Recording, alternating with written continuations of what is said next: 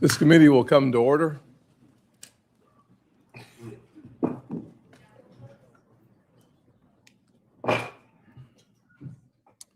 Good morning to everyone.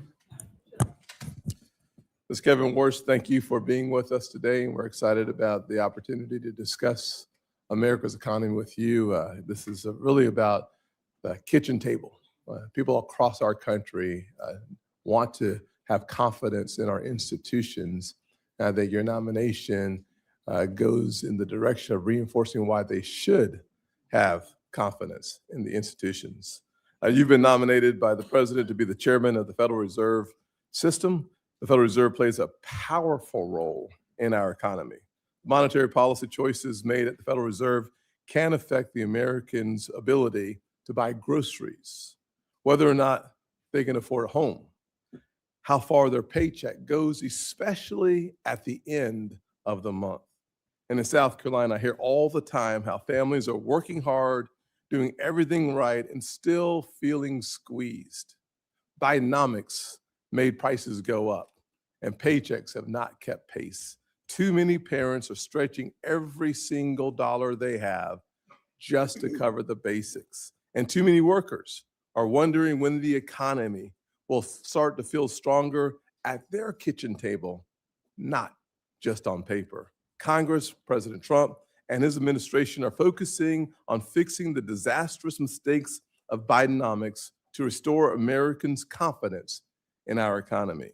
Through efforts like the Working Families Tax Cut Bill, we are helping Americans keep more of their hard-earned money. Compared to the average tax return under President Biden over 4 years, the average return is up 24% since then. Just in the last year, the average tax return is now around $3,400, an 11% increase because President Trump and his leadership decided to focus on hardworking Americans who are struggling to make ends meet, paycheck to paycheck. Nearly half the country, half the returns filed in 2026 claimed either a deduction for tipped income, overtime earnings, senior citizens, or auto loan interest for major parts of the Working Families Tax Cut Bill that every single person on this dais to the right voted for. Under President Trump's leadership, Americans are keeping more of their hard-earned money, about $300 more every month. It is necessary that Congress continues to put money back in the hands of everyday Americans, and that is why it is important. And I want to be clear here. That is why it is important that we confirm Kevin Warsh to be the Federal Reserve Chair. The Federal Reserve has a clear dual mandate to promote stable prices and maximum employment. The policies of the Fed therefore directly affect Americans' cost of living and their income. And when the Fed is successful in fulfilling its dual mandate, affordability improves, with Americans taking home more money and paying less for everyday necessities. Unfortunately, in recent years, the Fed has faced real challenges. There have been questions about its decisions, its focus, and whether it has engaged in issues far outside its jurisdiction. Under the Biden administration, the Federal Reserve appeared to move with the political winds, raising real concerns about politics and weaponizing one of the most powerful weapons we have for good economically, the entire Federal Reserve System. For example, under the Biden administration, the Fed pushed climate-focused initiatives only to reverse that climate agenda as soon as President Trump took office. When actions appear to shift with changing political priorities, it can undermine confidence in the independence of this great institution. An independent Federal Reserve is essential to achieving its mission. Markets depend on it. Families depend on it, and that independence must be protected. The American people expect the Federal Reserve to stay focused on the economy, not politics. Today's hearing is an opportunity to refocus the Federal Reserve on its dual mandate to increase economic stability and affordability for everyday Americans.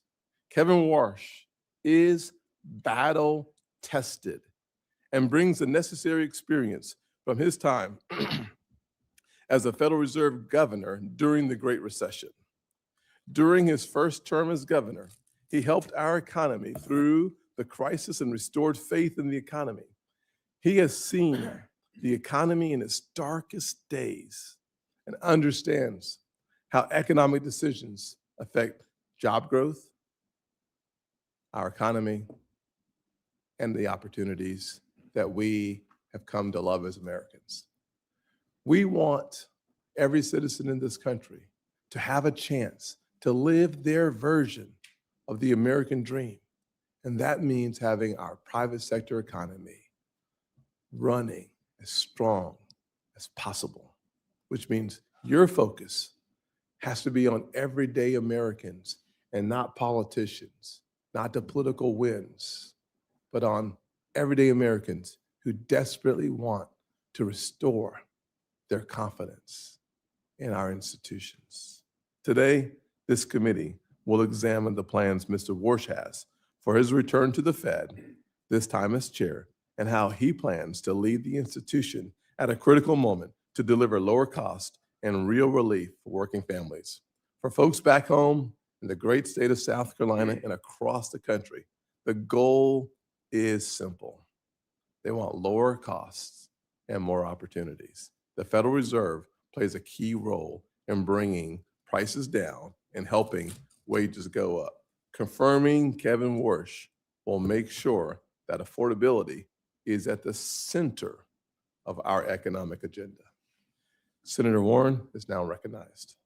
Thank you, Mr. Chairman. And if I may, I just want to start by saying one of our members lost a child yesterday. And I know our hearts go out to Mark Warner and his family, and that is true on both sides of the aisle, that we may disagree on policies, and we may do so vigorously, but when it comes to the safety and security and the health of our families, I know we are as one, and we are praying for them. And Ranking Member, Thank you. I think it'd be appropriate for us to take a few seconds of silence on his behalf. 36 years old, the one thing you don't want to do as a parent.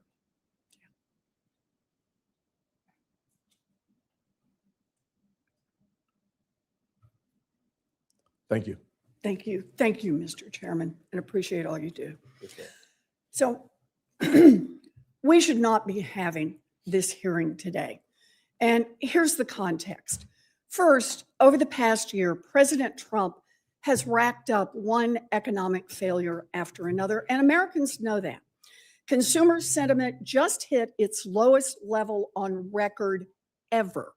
Inflation is rising, and families are paying more for groceries, more for healthcare, more for utilities, more for housing, all thanks to Trump's chaotic tariffs and one big beautiful bill. And now his war with Iran is putting American troops in harm's way and further driving up the cost of nearly everything here at home.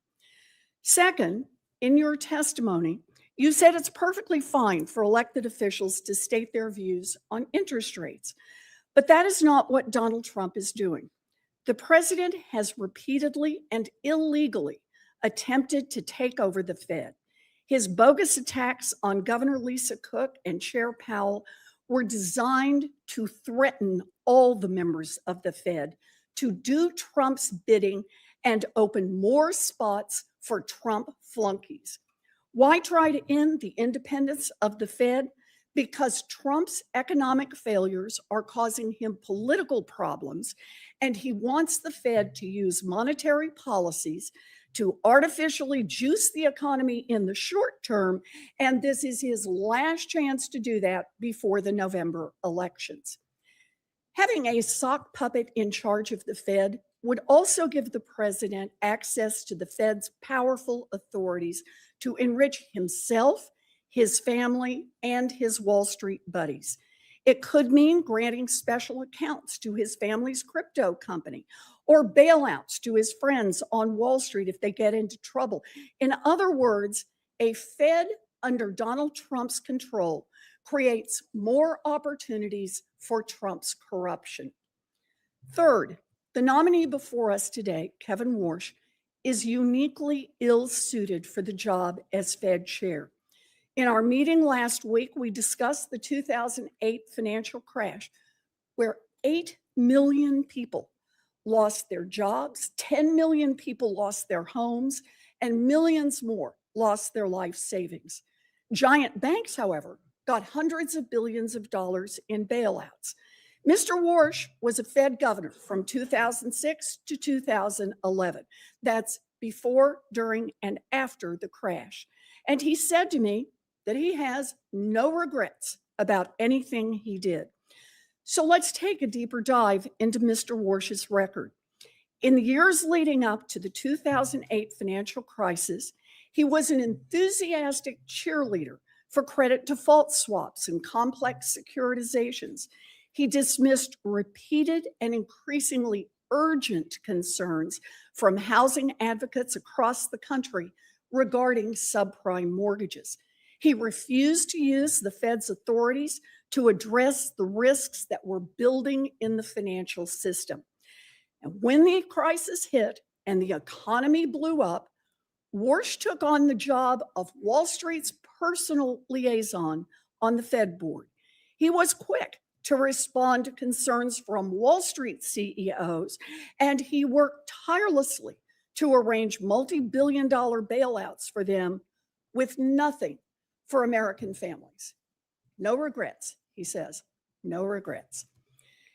After the crash, most people on the Fed saw millions of Americans unemployed, people who had lost their homes, and said, now might be a good time to lower rates and make the cost of borrowing cheaper for businesses to avoid more layoffs, and make it cheaper for Americans who are worried about paying their mortgages or their credit cards.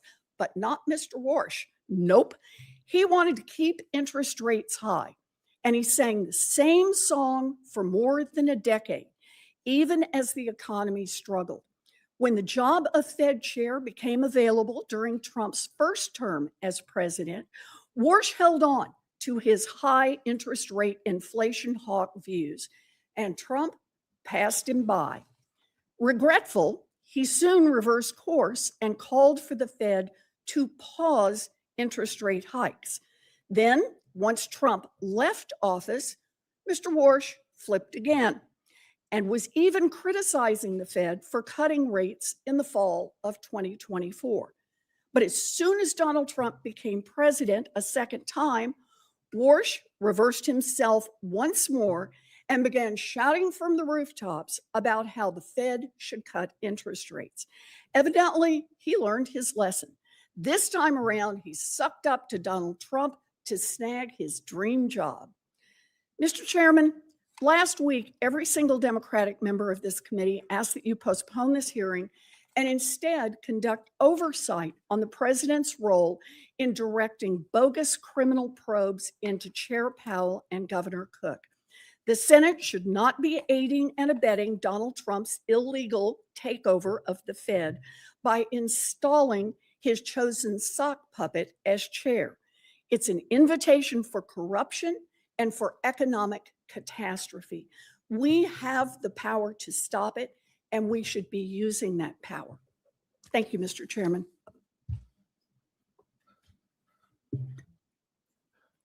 Well, there you have it. I'll just say it is interesting that we're going to hear from Senator Dave McCormick in his introduction of Kevin Warsh, who was last time unanimously confirmed by the United States Senate. Unanimously confirmed by the U.S. Senate. Dave, the floor is yours. Thank you, Mr. Chairman, Ranking Member Warren, distinguished colleagues. It's really a great honor to introduce my friend Kevin Warsh and welcome him and Jane here today. Kevin has been a friend for many years. Winston Churchill observed that for great leaders there comes, and I quote, a special moment where they are figuratively tapped on the shoulder and offered the chance to do a very special thing. What a tragedy, he warned, if that moment finds them unprepared for that which would have been their finest hour. Colleagues, I'm here today to assure you, as someone who knows Kevin and who knows this institution, that Kevin Warsh could not be more prepared for this, his finest hour. There's no one more fitting, no one more qualified to face this consequential moment as the 17th chair of the Federal Reserve. Now, I'm not going to belabor Kevin's academic and professional record. They speak for themselves. Instead, I'd like to tell you about a man who Dina and I worked with decades ago and who has been someone I've called a friend for almost 30 years. President George W. Bush famously appointed Kevin to the Federal Reserve in 2006 when Kevin was just 35. He was the youngest appointed board member in history. But President Bush saw in Kevin what I believe you will see in him with your questions today. Wisdom that belied his age, now deepened by experience. A moral clarity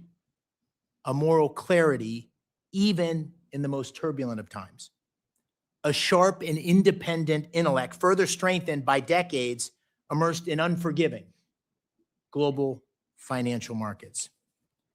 And a deep, honest understanding of how the decisions made in the marble hallways of Washington affect the lives of hardworking Americans. Now, I, unlike many on this committee, have seen these virtues on display across decades of friendship. I first met Kevin in the late 1990s when he and my younger brother were junior associates on Wall Street. And a decade later, we served together in the crucible of the global financial crisis. I as the Undersecretary of Treasury for International Affairs and Kevin on the Fed board. For nearly 2 years, we worked hand in hand to contain the damage and navigate the country through the crisis. And I know that then Chairman Ben Bernanke relied heavily on Kevin during those turbulent times, and I did too. And I've continued to seek his counsel regularly in the years since. Now, Kevin came to Washington all those years ago as an outsider, an idealistic young man determined to serve his country, one who has succeeded beyond all expectations. And he returns today as the ideal candidate to lead the Fed at this most crucial juncture. If confirmed, Kevin will inherit a Federal Reserve in need of repair and confronting serious uncertainty. An overextended balance sheet, a poor record on inflation, and a weak understanding of the profound opportunities offered in today's economy. He is uniquely suited to confront these challenges. He brings a reformer's heart. He will shake up a stagnant institution at a time when change is sorely needed. He possesses a deep understanding of markets and is trusted by leaders across the financial industry. But he equally understands the real economy. Born and raised in upstate New York, he knows from personal experience how the actions of the Fed can change the lives of working families. It's no small thing. It's no small thing to know firsthand how an increase in gas prices or mortgage rates or an uptick in unemployment affect everyday Americans. The Federal Reserve must not be ruled by pointy-head economists poring over outdated models and reams of market data. It needs a leader. It needs a leader who understands that the Fed's mandate of stable prices and maximum employment serves a higher purpose, the preservation of the American dream. Now, colleagues, Kevin Warsh has lived the American dream. I know in my heart he will always fight to keep that dream alive for all Americans. He is the right man for this pivotal moment, and I urge you I urge you not to get caught up in the politics of the moment and support his speedy confirmation. Thank you, Mr. Chairman. Thank you, Senator McCormick. I will now swear in the nominee. Will you please stand and raise your right hand? Do you swear that the testimony that you are about to give is the truth, the whole truth, and nothing but the truth, so help you God? Do you agree to appear and testify before any duly constituted committee of the Senate? You may sit down. Your written statement will be made part of the record in its entirety. Please keep your oral comments to 5 minutes. Mr. Warsh, you are now recognized. Thank you, Mr. Chairman. I appreciate your consideration today. I've known you for quite a while, and I certainly appreciate the many courtesies you've given me, not just since the president's nomination, but long before. It's an honor to be with you, with Ranking Member Warren, and with the entire committee. I'm deeply grateful to President Trump for asking me to take on this public trust, because that's what it is, a public trust. The president believes that real economic growth in the U.S. and real take-home pay will accelerate. I share the president's confidence in our country and its people. America's economic growth potential is rising as we sit here today. I'm also especially happy that my wife Jane is here. She's been with me for many of the most important moments in my life. I'm grateful for her love and her personal accomplishments. I reciprocate that with somewhat of my own love, though I'm a little more stoic than she. And about every 20 years, I reintroduce her to this committee. She sat behind me 20 years ago, and it was almost 20 years ago to the day. And so let me offer today what I said then. Jane, happy anniversary. I'm also thinking of my late mom and dad. They were paying great attention to this hearing 20 years ago. They're no longer with us, but I was always proud of them and the values they taught me, and I hope they'd be proud of me today. We start today with a note of broad agreement, even though we might have heard different narratives at the outset of this hearing. This is a time of great consequence for the nation's economy. As a former Fed governor and friend or colleague of the last 5 Fed chiefs, from whom I've learned plenty of lessons, I'm particularly alert to the challenges and opportunities confronting the institution that I cherish, the Federal Reserve. To the president, to the Congress, the nation, I owe my best judgment and my most faithful efforts in serving the mission that you and Congress assigned to the Federal Reserve, including full employment and stable prices. The American people are counting on the Fed to deliver on its commitments, perhaps now more than ever. The real highlights of my life are not on my resume, as Senator McCormick said. They include the individuals with whom I worked and from whom I learned. I graduated from high school in upstate New York. I had some exceptional teachers there and some brilliant classmates. I've learned we're lucky in life if we start out with good influences in learning and in character. A public school education gave me both of these, and I'm grateful. I made my way to Stanford and found myself in the company of some of the most highly accomplished economists and policymakers. George Shultz, former Secretary of State and Treasury, was among the great patriots at the Hoover Institution, who I came to know as a teacher, mentor, and friend. He passed away right after COVID at age 100, but I still feel him with me. I could not have imagined a better formative experience than working from and learning from folks like him. I could tell you about all the things I learned, but maybe the most important was to be around people completely devoted to the ideas and ideals of our country. Silicon Valley in the early 90s, another fitting backdrop for all the things we confront today. I found myself in the right place at the right time. The US was at the vanguard of a new era of technological leadership, and I just looked out my door to see it. Now, in the last 15 years, I've gained deep experience in macro and in markets, working with Stan Druckenmiller. He never held a position in government, but is no less a patriot. He never got a PhD in economics, but I don't know a finer economic thinker. Without their guidance and the guidance of Condi Rice, my friend, and I should say my boss at the Hoover Institution, I doubt I would be sitting before you today as the president's Fed chairman nominee. But I'm certain of one thing. Absent their tutelage, absent their example, I would not be as prepared for the urgent, mission-critical task at hand. In between these bookend experiences, I served quite a while ago as a governor at the Federal Reserve. At the onset of the financial crisis, as Senator Warren said, our central bank played an indispensable role, and we benefited enormously from the credibility that our predecessors had built up and passed down to us, governors of the Fed at the time. In these unusual and exigent circumstances, I saw the Fed and its people at their very best. But I also witnessed an institution that was tempted to play a larger role in the economy and society. So let me be very clear.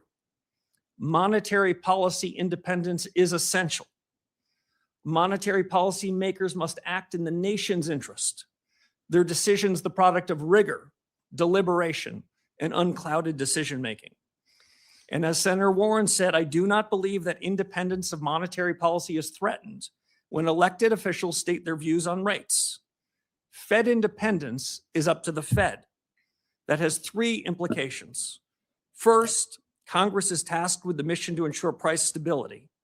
Inflation is the Fed's choice. Second, Fed independence is at its peak in the conduct of monetary policy. And third, as the chairman said, the Fed must stay in its lane. I'm committed to ensuring that the conduct of monetary policy remains strictly independent, equally committed to work with the administration and Congress on non-monetary matters that are part of the Fed's remit, and I commit myself to accountability. Finally, I'll just say this, Mr. Chairman. Milton Friedman had a phrase that always stayed with me. He always worried about government officials that lured and hung around with what he called the tyranny of the status quo. Status quo practices and policies are especially harmful when the world is changing this fast. If confirmed as chairman, I will be faithful to the Constitution, to the Federal Reserve Act, and to the very best of the Fed's traditions. I believe a reform-oriented Fed can make a real difference to the American people. And if confirmed, I will seek to create an environment in which the best people do their best work. Candor and goodwill will go a long way in pursuing those objectives. And I suspect this hearing, Mr. Chairman, will put us to the test. It's a real privilege to be Thank you, here. sir. I will say that we typically stick to a 5-minute opening comments. I would encourage all of us to stick with our 5 minutes as it relates to our question and answers. We have full attendance today, and it's going to be really important for us to stick as closely to the 5 minutes as possible. If we go over by much, you'll hear me, which is an indication that you're already over. And I'll do my very best to keep us on time. Kevin, there are so many questions to talk to you about, to ask you about, to be honest with you. And I just want to name a couple of them, and we'll look forward to hearing more on these topics. I will not have enough time to delve into some of the most important issues facing our country. I'll take two of those issues and focus my time. I'm sure my colleagues on either side will have a conversation with you and ask questions about AI. The AI future is going to have massive impact on where we go as a nation. It's going to have a massive impact on your dual mandate as it relates to full employment. Our production may go up while our employment stays flat. So this is a really important question that at some point we should delve into. I also think that someone should spend some time talking about our balance sheet. We have nearly a $7 trillion balance sheet at the Federal Reserve. Too much attention has been paid to your balance sheet and not enough attention has been paid to the nation's balance sheet. I think it's really important for us to dig into that issue as well. Digital assets, the future of finance in the world seems to have a major component of it being digital assets. The market structure legislation, we don't want your comment on, but the important role of the blockchain in the future is another really important part of the future of our economy. I will spend some time talking about affordability and the importance of the independence of the Fed. One of the things I've appreciated about your previous comments is the importance that you have placed on the dual mandate. stable prices, which typically comes through the form of interest rate changes, as well as promoting maximum employment. I think those two will become more challenging in the current environment. One, obviously, the second one being the AI and the future of full employment. You've criticized the Federal Reserve for getting too big, mismanaging inflation. I'm sure you know the definition of transitory, so I won't ask you, but I got a feeling you know, and some of your predecessors did not. Compromising the independence of the Fed. I think we should spend more time on finance, less time on climate change, on politics, on who is or who's not in charge. I think you would agree on those issues, though I will not ask you. I will ask you, however, that under your leadership, how will you steer the Federal Reserve to address the real life issues of affordability is my first question. And my second question will be, how do you make sure that the Federal Reserve stays out of the lane of external influences? Mhm. Well, thank you, Mr. Chairman. There's probably no more pressing question than the cost of living. We know at the Federal Reserve that price stability was an objective that you and your colleagues gave to the Fed. So when over the course of the last several years, especially after COVID, when prices went up to the tune of 25 to 35% for virtually all deciles of the American people, that's an indication that the Fed missed its mark. And we are still dealing with the legacy of the policy errors in 2021 and 2022. Once you let inflation take hold in the economy, it's more expensive and harder to bring it down. And so the fatal policy error going back 4 or 5 years is still a legacy that we're dealing with. We need, in my judgment, fundamental policy reforms to fix it. And while it's true that inflation is less problematic, meaning the rate of change in prices is less severe than it was some years ago, hardworking Americans are no doubt feeling it. I think that means a regime change in the conduct of policy. I think that means a different new inflation framework. I look forward to working with my colleagues at the Fed, if confirmed, to achieve that. I think it means, as you suggested, using tools differently. The Fed has an interest rate tool and a balance sheet tool. My view is the interest rate tool gets in the cracks. It's fairer. The balance sheet tool disproportionately helps those with financial assets. The interest rate tool hits the entire economy. So we need a new framework, new tools, and I'd also say, Mr. Chairman, new communications. Yes. I think part of the reason why, after making a mistake in 2021 and 22, the mistake was compounded is the Fed gives its forward guidance. The Fed tells the whole world what their dots are going to be, what their forecasts are going to be. Well, the Fed's human. Then they hold on to those forecasts longer than they should.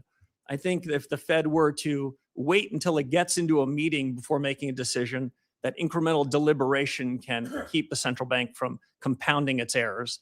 I think these are big changes that are needed, and if confirmed, I look forward to doing it. Thank you very much. Ranking Member Warren. Thank you, Mr. Chairman. So the Fed has been plagued by deeply disturbing ethics scandals in recent years involving at least 6 Fed officials. So it's critical that the next chair have no financial conflicts, none. You have more than $100 million in investments that you have refused to disclose to ethics officials and to the public. So let me ask, do the Juggernaut Fund or the THSDFS LLC invest in any companies affiliated with President Trump or his family, companies that have facilitated money laundering, Chinese-controlled companies, or financing vehicles established by Jeffrey Epstein? Senator Warren, thank you. So let me first share a point of agreement with you. The Fed has 2 tools. One is its monetary policy, and the second is its credibility. And the scandals that you talked about, the ethics Mr. problems Warsh, you I talked appreciate about, that, but I have went to the very core of the limited time. credibility that has hurt the Could you Fed. answer my question, please? I asked. You have $100 million in undisclosed assets. And what I'm asking is, are any of those with this outfit that invests in companies affiliated with President Trump or his family, companies that have facilitated money laundering, Chinese-controlled companies, or financing vehicles set up by Jeffrey Epstein? It's a yes or no question. Senator, I have worked tirelessly with the ethics officials at the Office of Government Yes, Ethics. and you have not Come to an revealed ethics agreement $100 with million them and in have assets. agreed, Senator, to sell all of my That's not financial my assets, question. Mr. including Warsh, are the you Duquesne refusing assets. to tell us if you have investments, for example, in vehicles set up to advance Jeffrey Epstein? Is that what you're telling us? You just won't tell us? Senator, what I'm telling you is that those assets that you represent as Juggernaut will be sold if I'm All right, confirmed let me before I take follow up. office and sign the oath of office. Let me follow up on that. Will you at least disclose how you plan to disclose and divest these secret assets? I'm sure you understand that the public might question your motives if, for example, billionaire Stanley Druckenmiller, who you honored in your opening statement, and who makes a living guessing what the Fed will do next, cuts you a massive check for $100 million as you take the oath of office to become the new Federal Reserve Chair. Senator, as you know, it sounds like your fight might not be with me, but the Office of Government Ethics. I have come to full agreement with them and have agreed to divest all of those assets. I'm asking you a especially very those that you straightforward referenced question, before I Mr. take the oath Warsh, of office. and that is, will you disclose how you divest those assets, or will you just collect a check for $100 million from someone whose whole business is betting on what the Fed will do? As I said to the ethics officials at the Federal Reserve and the Office of Government Ethics, I'll and they take agreed, that as a I would no be as well. redeeming my So assets Donald before Trump I take has made office. clear that he does not want an independent Fed. In fact, he has said, and I quote, "Anybody that disagrees with me will never be Fed chairman." And he's made clear that you are his sock puppet, saying last week that interest rates will drop, quote, "when Kevin gets in." Yeah, I think they do. Not when economic conditions change, we'll get lower rates. Not when the economy needs it. Nope. He said, when my guy, Kevin Warsh, is in there, we'll get the interest rates that I, Donald Trump, wants. So independence takes courage. Let's check out your independence and your courage. We'll start easy. Mr. Warsh, did Donald Trump lose the 2020 election? We try to keep politics, if I'm confirmed, out of the Federal I'm just Reserve. asking you a factual question. I need to know, I need to measure your independence and your courage. Senator, I believe that this body certified that election many years ago. That's not the question I'm asking. I'm asking, did Donald Trump lose in 2020? And I'm suggesting you in I'm 2020, the suggesting you Fed can't made answer that. huge inflation problem, and you certified the election. So We let need me to keep ask you politics another out of question. monetary policy. In our meeting, you monetary said policy out you of would politics. be independent because you're, quote, a tough guy. Those were your words, tough guy. And you will be able to stand up to President Trump. So let's try it again. Name one aspect of President Trump's economic agenda with which you disagree. Well, Senator, the Federal Reserve in recent years has wandered outside of its remit, wandered into other I'm areas. asking for something That's you not something I'm disagree with prepared to Donald do. Trump on. If I'm Just one confirmed, economic- the Federal one Reserve should stay in economic its issue. lane. Just one little place where you disagree with Donald Well, I Trump. do have a disagreement, actually, Senator, with the president. I think even this morning, he said that he thought I was out of central casting. I think central casting, I'd look older, grayer, and maybe show up here with a cigar of sorts. Quite adorable. But you know, we need a Fed chair who is independent. That's the only way we preserve the independence I agree of the with Federal Reserve.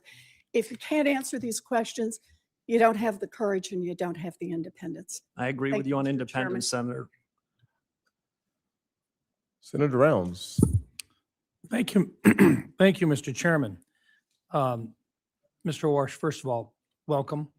And I appreciated the opportunity to visit with you personally within the office. I agree with you, and I think Fed independence is critical. And I think that's an item that you and I agree on wholeheartedly. I want to take an opportunity just to kind of perhaps give you an opportunity to respond. I know that the ranking member had a number of items that she expressed concerns with. I'd like to give you an opportunity to just kind of work this way through. And let me just ask you a few questions, and I'll allow you to take the time to fully answer the questions. As I understand, Mr. Warsh, you worked with the career ethics professionals at the Office of Government Ethics and at the Fed to come to an agreement in terms of your dissolution of some of the assets that you as a businessman have. Is that correct? Yes, Senator, that is correct. I worked with the Fed ethics officials first, answered all of their questions, then with the career professionals, the Office of Government Ethics, answered all of their questions, and then they wrote up an ethics agreement, which is part of the public record. But because I agree with Senator Warren on the ethical questions that have been raised over the last several years by several people that were members of the FOMC, so that there's no question about my independence, no question about the clarity of my financial record, I agreed to divest virtually all of my financial assets, the large majority of which will be divested before I raise my right hand and am sworn into office if confirmed by this body. So I've gone above and beyond, not for any other special reason other than the Fed needs to reestablish its credibility because the conduct of policy depends on it. So let me just, for the record, the agreement which you have signed clearly states that you have agreed to divest your assets that are in question within 90 days of confirmation if you have not already divested them. That is correct. Yes, Senator. And in fact, the large majority of those assets will be divested before I am sworn into office if confirmed. Thank you. The career ethics professionals were the ones that basically had sent your signed paperwork to this committee's chief clerk. I really question whether or not they would have done that if they did not come to the ethics agreement with you in the first place, correct? Yes, I presume that's right. We had a very good working relationship, and I'm happy to be sitting after the divestiture and cash or T-bills or whatever is the permitted asset so we can get back to the business of fixing the Fed, reforming an institution that has lost its way a bit, that has missed the mark. As Chairman Scott said at the outset, this inflation risk is still something that's being talked about around kitchen tables and boardrooms. My preferred definition of stable prices is a little different than most academics. I believe that price stability should be a change in prices such that no one's talking about it. That's an old-fashioned definition, but I think it's still valid. And the sooner that we can reform the institution with my colleagues, if confirmed, the sooner we can ensure price stability, and we can have a new set of leaders atop the institution with high, credible, ethical standards to return the Fed to what it should be. The independence that both Chairman Scott and Senator Warren mentioned, critically important, but independence has to be earned. And it's earned by delivering on the promises, the commitments that the Fed has made. And as the Fed hasn't delivered on those promises, we shouldn't be surprised that we hear politics that are entering the room at the Fed. And you get the politics out of it so the Fed can focus on its day job, deliver on full employment and stable prices. It's true that people want to see stability within the Fed, but is it okay for a Fed governor or a chairman to change their mind on a particular policy? It's more than okay, it's essential. Economics is not physics, it's not math.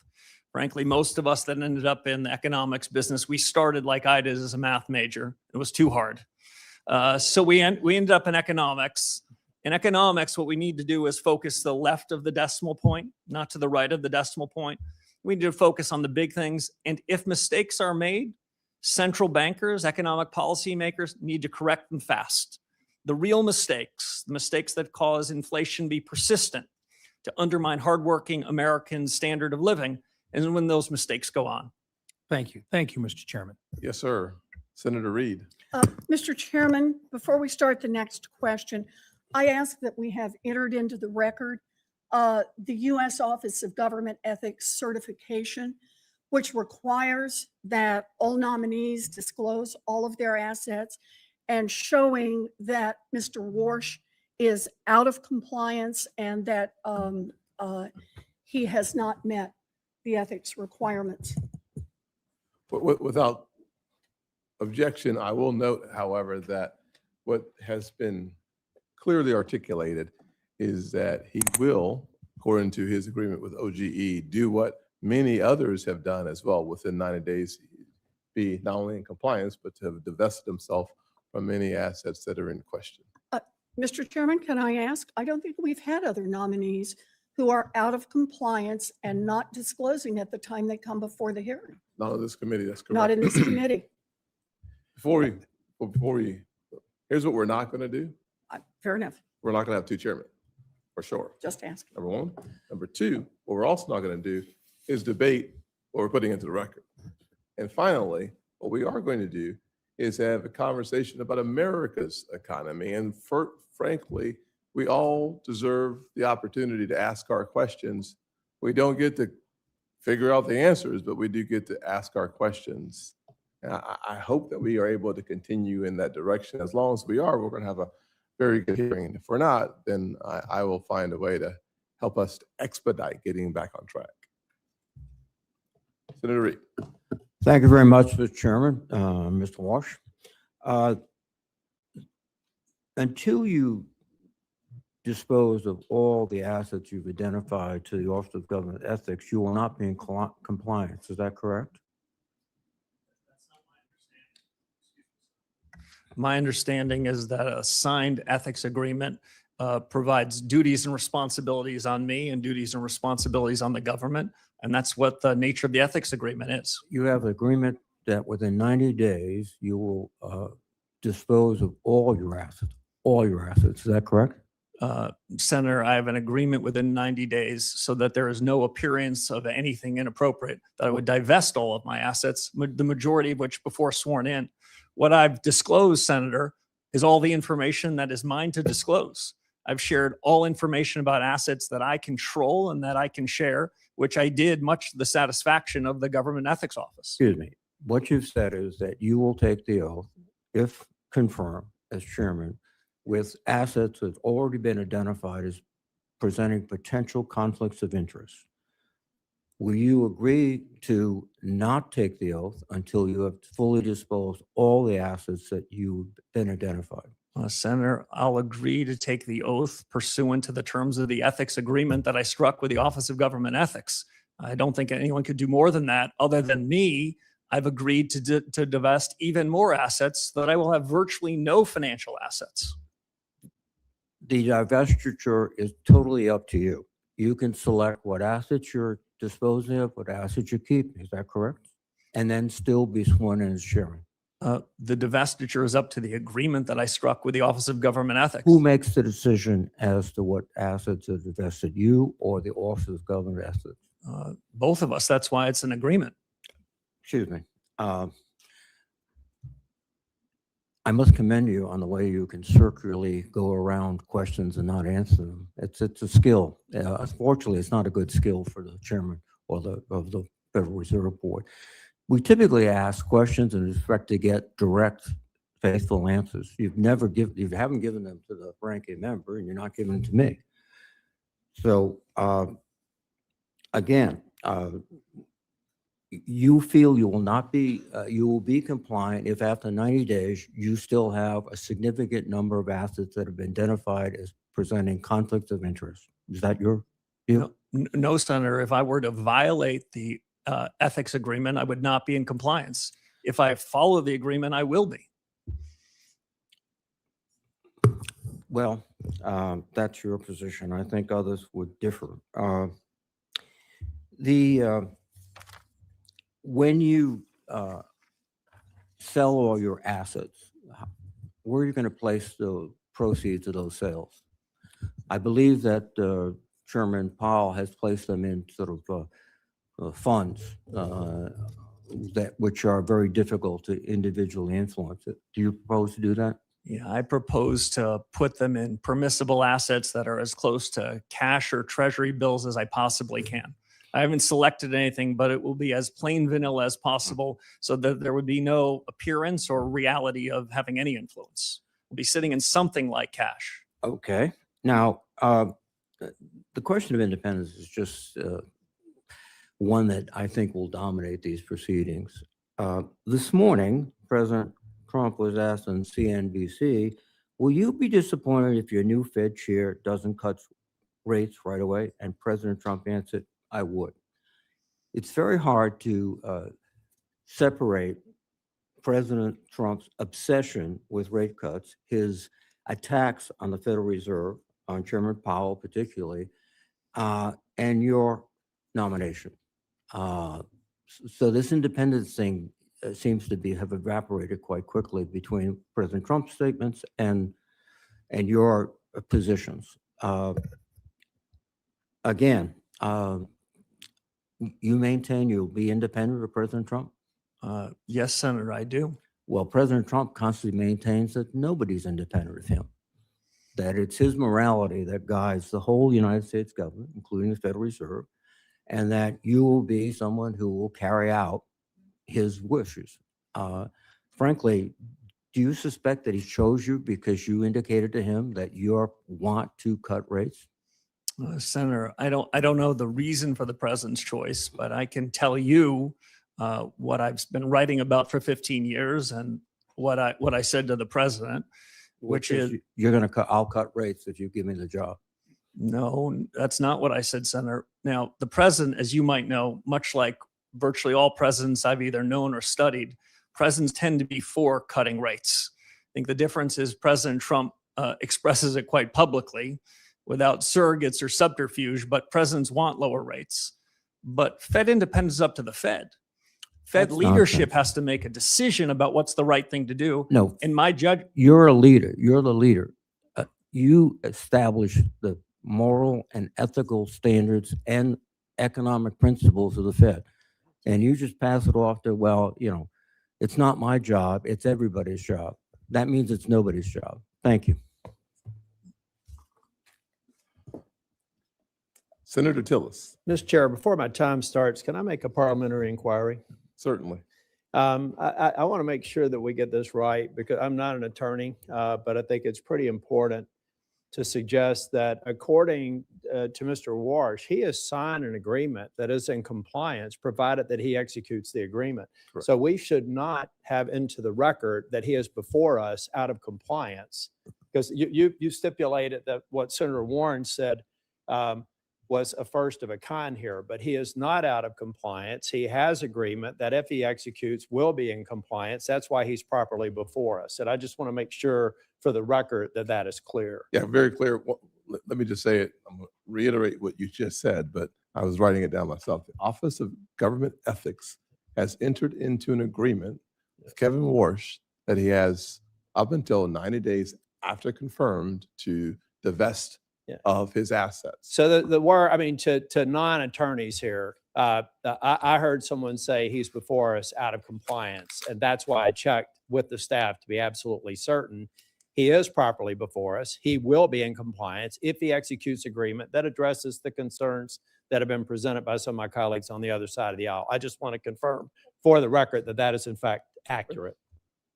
So if we're doing a matter here of, is this parliamentary inquiry? Is that what this is? I've made a parliamentary inquiry, so I'm not burning my time on something I that I thought understand. felt like a cheap shot to say he's out of compliance when in Then- fact he's not. Then I'd like to ask the other question, and that is, have we seen this agreement?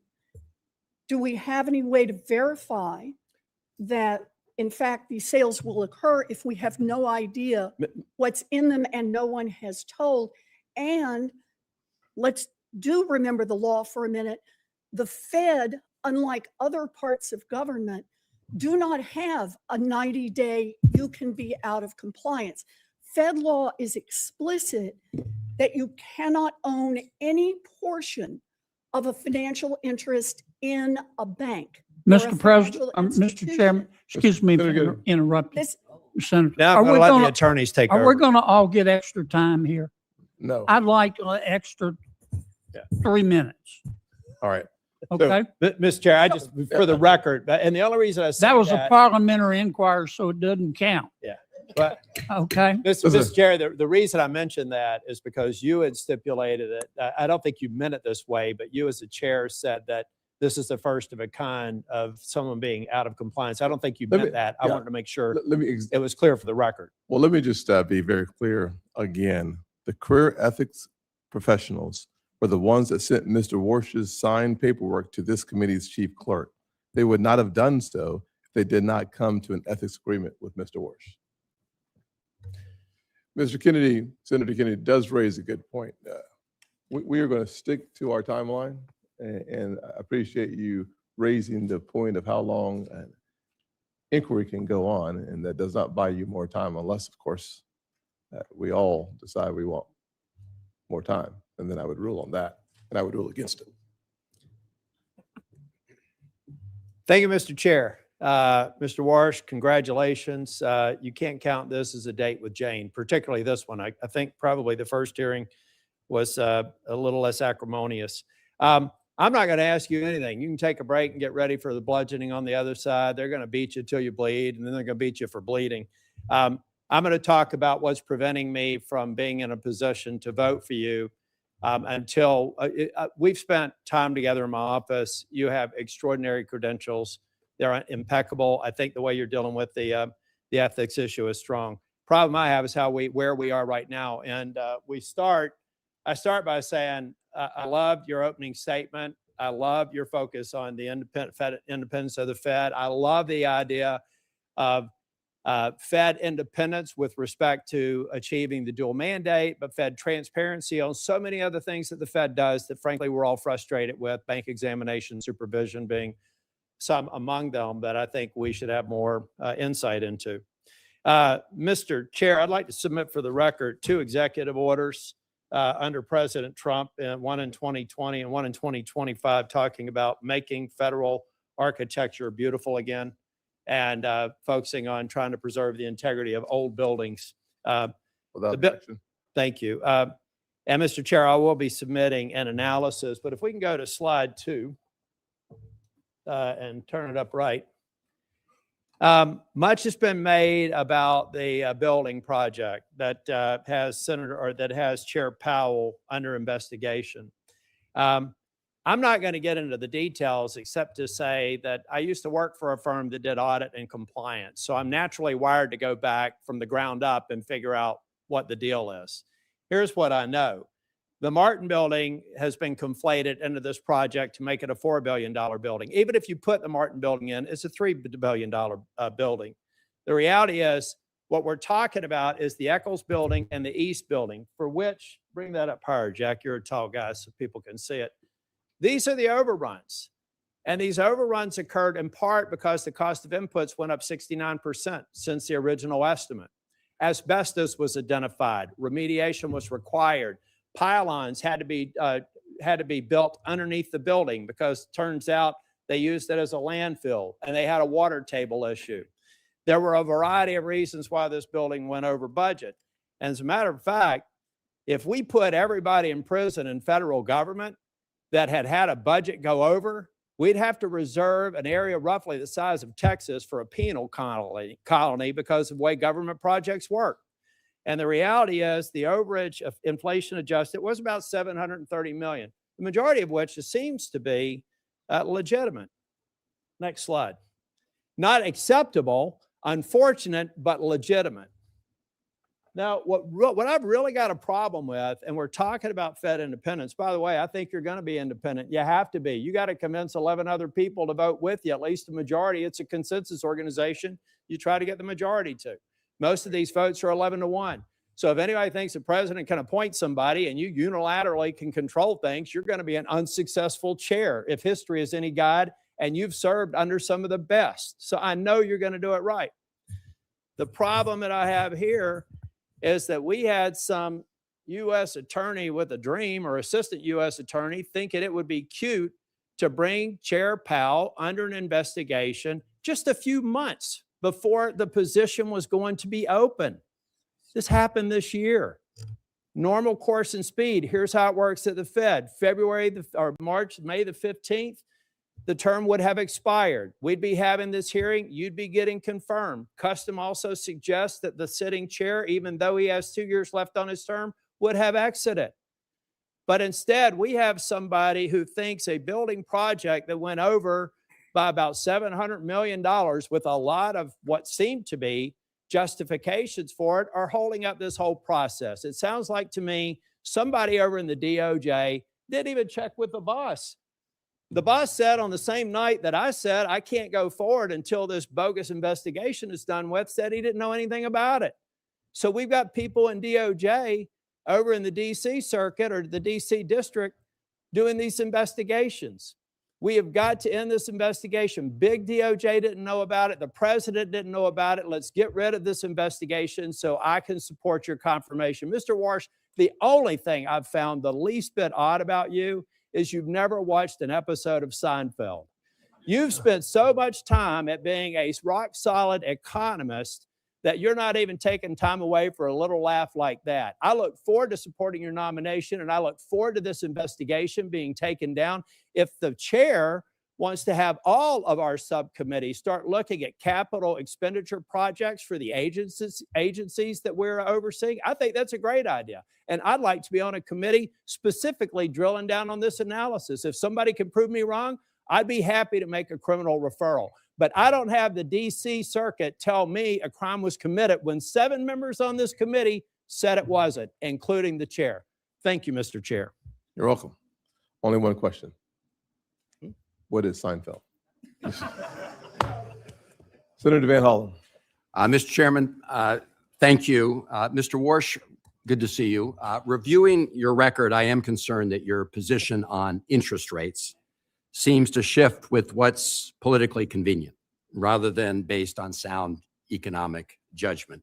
In the aftermath of the 2008 financial crisis, the worst recession since the Great Depression, with some of the worst unemployment in our lifetimes, you were a hawkish voice, expressing concern that the Fed might wait too long to raise rates. I think you got it wrong then, but now you seem to have swung 180 degrees in the opposite direction to embrace lower rates, a view that conveniently aligns with the president who nominated you. You've made this pivot even as today prices are too high. I think we all know that. Our economy works for families when prices are affordable and unemployment is low. That's why price stability is an important part of the Fed's mandate, right? Senator, yes. And the Fed uses its monetary policy tools for price stability and full employment. That's the job Congress gave to the Fed. Here's how Ben Bernanke described how the Fed uses those tools. He said, and I'm quoting, generally, if economic weakness is the primary concern, the Fed acts to reduce interest rates, which supports the economy. If the economy is overheating, the Fed can raise interest rates to constrain inflationary pressures, end of quote. So that's a textbook model of the Fed. Cutting rates supports the economy, but can lead to higher inflation, while raising rates helps to fight inflation, but can limit growth. Do you agree with Chairman Bernanke that that's generally how the Fed can use monetary policy to affect the economy? Senator, I do agree generally with that proposition, but I'll note at a moment like this, the supply side of the economy is changing dramatically. So the core of what Chairman Bernanke said is a question about what's the economy's potential. As I said in my opening remarks, I think the economy's potential is growing quite quickly, and that makes the decision that you tee up to be a difficult one, and one that the Fed's going to have to dig deep in evaluating what's the right policy choice in the upcoming meetings. Well, I want to push you a little bit on that in a moment, but right now the Fed has set its main interest rate at 3.5 to 3.7%. Last December, President Trump told the Wall Street Journal he wanted to cut rates to 1% and maybe lower than that by the end of this year. So just to better understand how you think about economics, in the economic model Bernanke laid out, let's say there's an economy with decent growth and no recession. If the central bank were to cut rates from 3.5 to 1% or lower, a massive cut, that would typically push prices up, right? Senator, unlike many of my colleagues, past and present, I don't believe in forward guidance. I don't believe that I should be previewing for you what a future decision might be. I think it's essential that the Fed make decisions in the room. Mr. Warsh, I'm not asking you what decision you would make. Obviously, that's going to be up to you. I'm asking you for the framework in which you think about these things. And it seems a pretty straightforward question. about what would happen if we reduced interest rates by the end of this year to 1% or less. And under the Bernanke model, and I think almost every economist or most economists would say that that will drive up prices. And so that's what I'm asking you. Would you agree that that would likely drive up prices? So, Senator, the Fed has two important monetary policy tools. One is interest rates, and the other is a balance sheet that we created in the 2008 financial crisis. Those tools should be working in concert, not at cross purposes. So it's hard for me to isolate one variable when we'd have to have a discussion on the other. All right. But generally, sorry. Well, let me just say this was a pretty clear question about the framework in which these decisions are made. I have heard you talk about how AI may change that calculation. Yes. I will just say, and I think you know this, I mean, I have this, the Financial Times pointed out the economists reject Kevin Warsh's claim that the AI boom will enable rate cuts. And I find it just implausible to suggest that by the end of this year, AI would produce such increases in productivity that it could reduce in a rate cut to below 1%. And you can't tell me that that would very likely increase prices. So, Senator, can I say two things? And First, just, Senator, sorry. quickly. Sorry. Monetary Policy Center works with long and variable lags. Quite famously, if the Fed were to make a decision today about the conduct of policy, it's likely to find its way to the real economy 6, 9, or 12 months later. So it's difficult to judge policy today for an immediate result. And that would be my only concern about the framing of your question. Thank you, Mr. Chairman. In closing, this is what concerns me, is that your views now have sort of flipped to conform with where the President of the United States is. And that's been a concern many of us have. Thank you, Mr. Chairman. Senator Kennedy? I want extra time, Mr. Chairman. I know, sir. I know. Consider these 5 minutes a parliamentary inquiry. Professor, what's a sock puppet? I heard the reference from Senator Warren. Yeah, what earlier. is it? I'm not sure I know. I think Okay. it's that thing you stick your hand in. Yeah, kind of like this. Yes. What's a human sock puppet?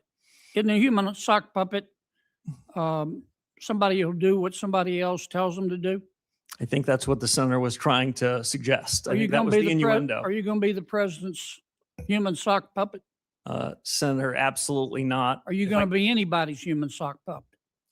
No, I'm honored the president nominated me for the position, and I'll be an independent actor if confirmed as chairman of the Federal Reserve. My friend Senator Warren, and she, as my friend, suggested that, I wrote it down, you will use your power, you might use your power to bail out your friends if they get in trouble, kind of like President Biden did with Silicon Valley Bank and Signature Bank. She didn't say the last part, I just did.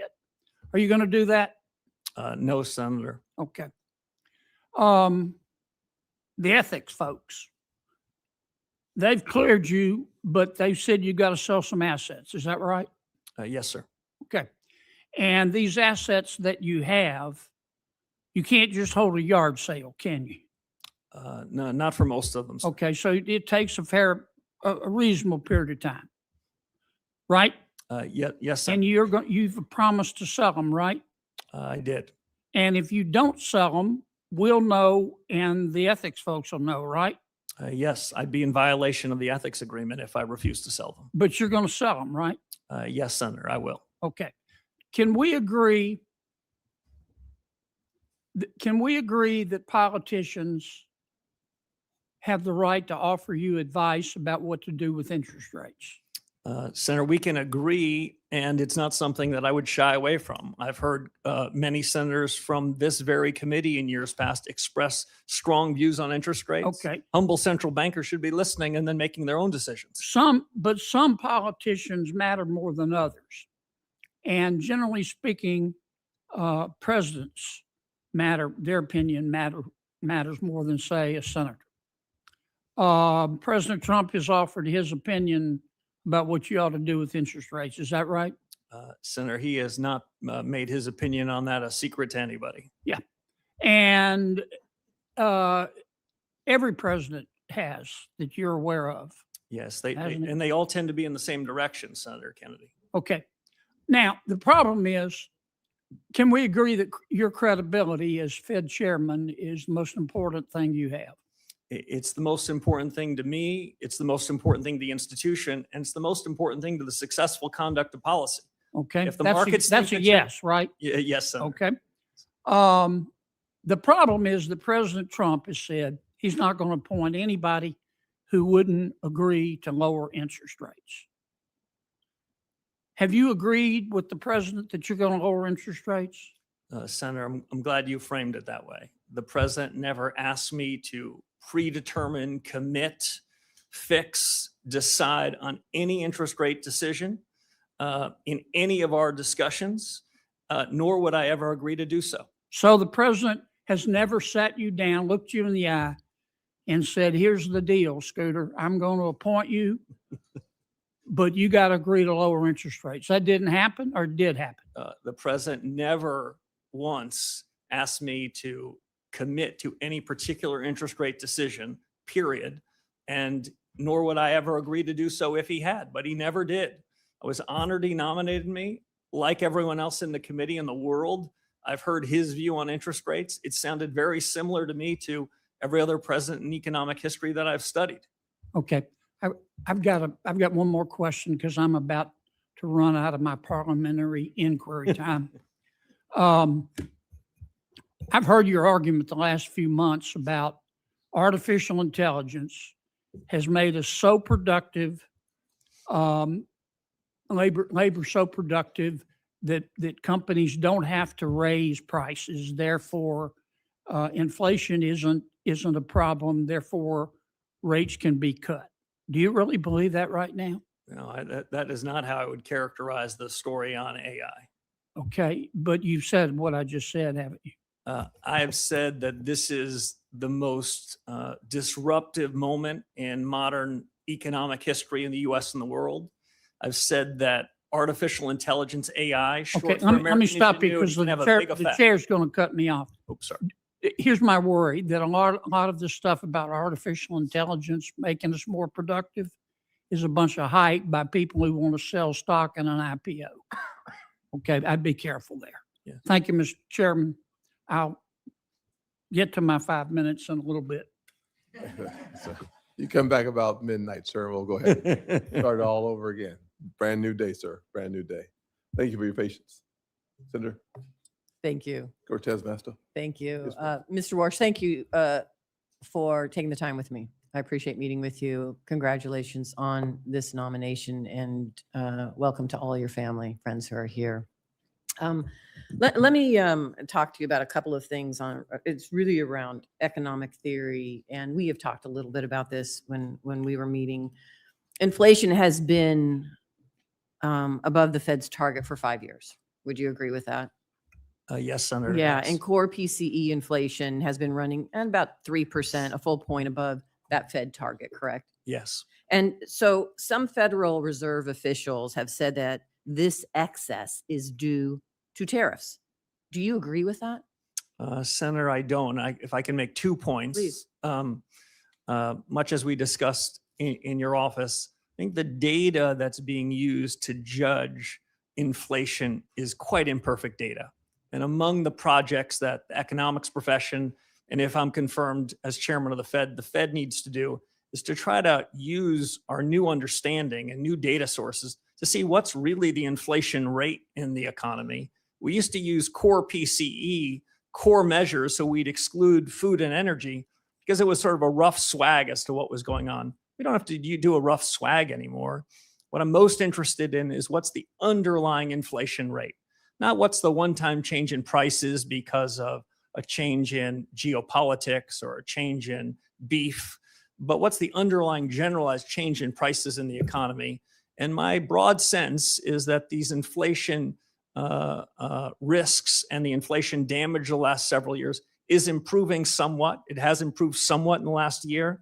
The measures I prefer are looking at things that are called trimmed averages, where we take out all of the tail risks, all of the one-off items, and we ask ourselves whether the generalized change in prices is having second-order effects on the economy. Again, they're not where they should be, but I think that the trend is quite favorable. And these trend averages and the data that you're looking at now, it's not traditionally the norm that economists would use in this position. Is that correct? Some in the economics profession are increasingly looking to these median type measures, but among the projects I would hope to undertake as one of the first reforms at the Fed is a data project where we would go off and we would evaluate with the public sector and the private sector, including the Bureau of Labor Statistics, a survey of 1 billion prices. And what I'm really most interested, Senator, is what's the change of that 500 millionth and one price? Because that's inflation. That's a change in the generalized level. In a market economy, prices change all the time. And I don't want to be confused by that. I want to know what inflation really is. And I still think there's some work to do. And I respect, listen, I'm listening to you today and talking with you. I respect you truly believe as an economist and a theorist in this theory, in what you are talking to us today about, which is traditionally not the norm. And many are disagreeing with you on that and publicly disagreeing. And so I understand that. But I guess the position I have is I hope you're right. But at the end of the day, my concern is people are suffering right now with high costs and we need to address it. And I don't know how long it's going to take for your economic theory to gain traction or to be proven that it's going to benefit so many people in this country right now. And here's one other thing, because I don't have that much time. And this is what is also a concern of mine. So I want you to address it. Earlier, you've been on the Federal Reserve Board and you were there during the financial crisis of 2008. You and I talked about this. I was the Attorney General then. It hit Nevada so hard. Here's what I do know. And at that time, in 2006, you attended numerous meetings where housing experts pleaded with you to stop predatory mortgages. In fact, Gail Burks, who was the CEO of Nevada's Fair Housing at that time, who I worked with, repeatedly warned Fed leadership, including you, about predatory lending practices such as flipping loans or misinforming seniors about reverse mortgages. And in 2007, you said, and I quote, subprime mortgages have gotten a bad name in this environment, and in some cases, that's not just. You also said that you don't see any immediate systemic risk issues among big banks. And you said that at that time. And then just recently, and this is what I want you to address, Senator Warren has said that you told her you had no regrets during this tenure. How can we trust that your economic theory, when you were wrong then, is going to be the accurate theory we need now to help so many families and businesses that are struggling with the policies that we're dealing with now? Senator, let me address a few things. The chairman is going to cut me off when he must, but I would say this. For many years before the global financial crisis, I warned about the very real risks of Fannie Mae and Freddie Mac blowing up, which they did. I think that part of the housing market was vulnerable for many years, and not enough was done about it, even in spite of my protestations and my urging about GSE reform. It wasn't done. I think that compounded the financial crisis. Secondly, I think subprime mortgages then, subprime assets then, were indicative of prices of almost every financial asset that were mispriced. What I suggested then and what I believe now is that subprime mortgages were just indicative of a set of prices that were incorrect, and they all repriced. Just to give one fine example before I turn to the chairman. Perhaps no examples right now. Okay, sorry. Let's go to Senator Thank you. Haggerty. I want to give you an opportunity to finish that exchange. Thank you, Mr. Chairman. And Mr. Warsh, I want to welcome you and your family. And I want the committee to know that I've known Kevin Warsh for 30 years. We first crossed paths back in 1992, shortly after Kevin graduated from Stanford. We both worked on the White House staff at that point in time. And I just want to say this, that the man testifying before us today is the same man that I got to know then. Serious, disciplined, with a true heart for public service. And I want to say this, I've said it before, Kevin Warsh is the man for the moment. His background, his experience, and his discipline are precisely what we need to bring our economy into its full potential. I'm delighted to see him here today as we both reinforce competence here at home and do the same thing abroad. And if I think about Kevin's qualifications, think about the contrast with the nominations that we saw with the last administration. I think this committee will recall that President Biden nominated a prospective federal bank regulator, frankly, a graduate of Moscow State University in Russia, who advocated for replacing private bank deposits with retail accounts held at the central bank. Those who might criticize Kevin for his private sector success miss the point. Kevin's experience is not a liability, it's an asset. It brings a practical understanding in terms of how markets function to bear, how capital is allocated, and how policy decisions shape the real economy. Mr. Warsh, how will your experiences in both the public and the private sector shape your governance of the Fed should you be confirmed? Senator, thank you very much, and thanks for the kind introduction. For your colleagues on this panel, Senator Haggard and I shared a desk, 91 and 92, so I've known him for a very long time. I think my prior experience at the Fed, which some of your colleagues made reference to, are going to allow me to hit the ground running. This is as consequential a moment for the U.S. economy and frankly for the institution as any point since the late 1970s. And so my experience at the Fed, my understanding of the people, the culture, the governance, and of the things that are ripe for reform are going to give me a leg up. We don't have a long time to do new studies and contemplate what reform should be. We have a short window to try to bring inflation back down to where it should be to ensure price stability. And because AI that Senator Kennedy referenced is so consequential, and AI is quickly becoming at something like escape velocity, it's important to revisit the Fed's models and see whether this innovation cycle, while it could have over time improvements in the price level and make the Fed's job on inflation easier, there's a question about what that means for employment, which is another part of the Fed's mandate. So I think that's part and parcel of what my background and suggestion and history would suggest. But if I can make one other point, what the Fed needs is a reform to its frameworks and reforms to its communications.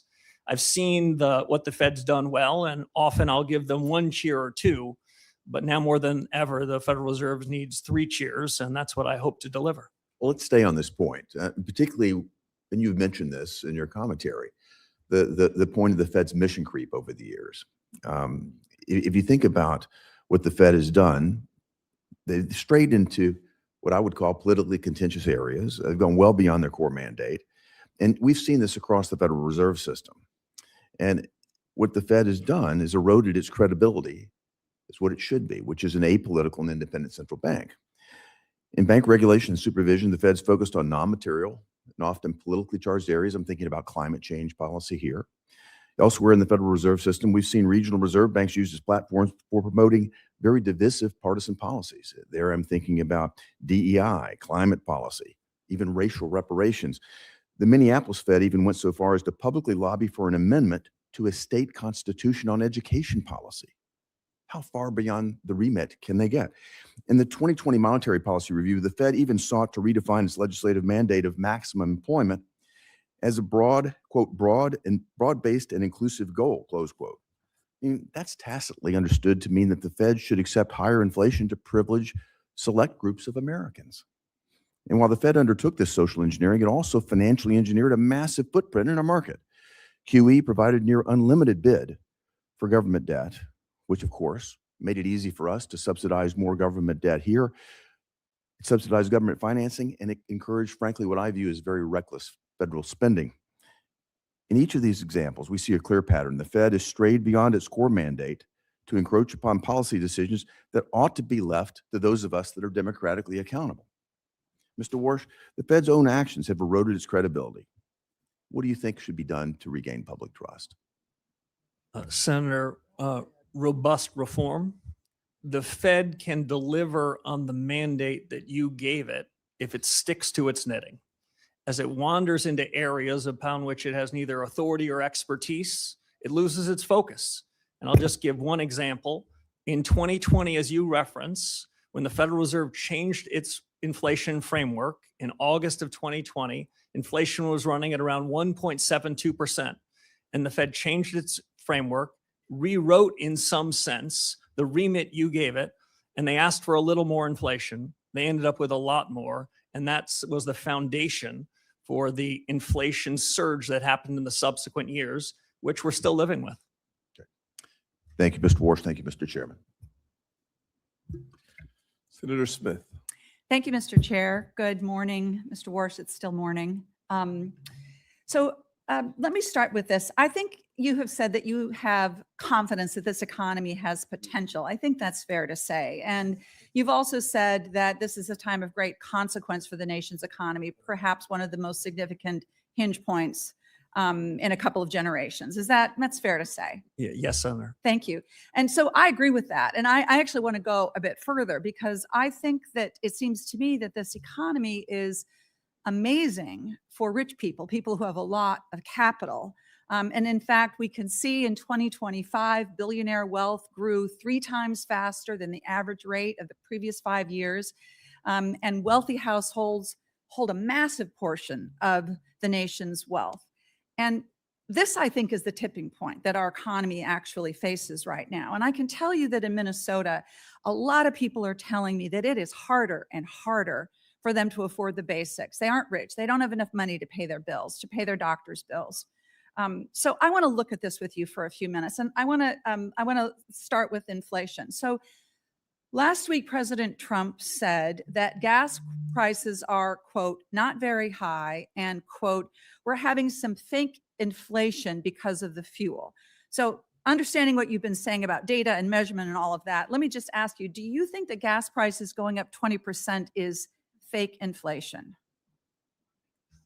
Senator, the gas prices like beef prices, eggs, milk, and the rest, they move. And when they move in the wrong direction, American people are hurting by it. There's no That's question right. about it. That's right. American people feel it. It's not fake to them. It's money that they don't have in their pocket because gas is up 20%.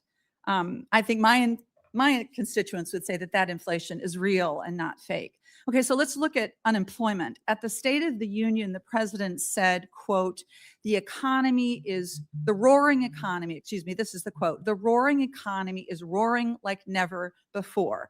So do you agree with that statement? Is that how you see the economy, that is roaring like never roaring before? So Senator, if I can clarify 2 things. One, there's a difference between the change in prices and inflation. The change in prices happen in a market economy. When inflation moves up, that's because the Fed had something to do with it. Now, on the state of the economy, I would say that the broad contours of the economy are improving.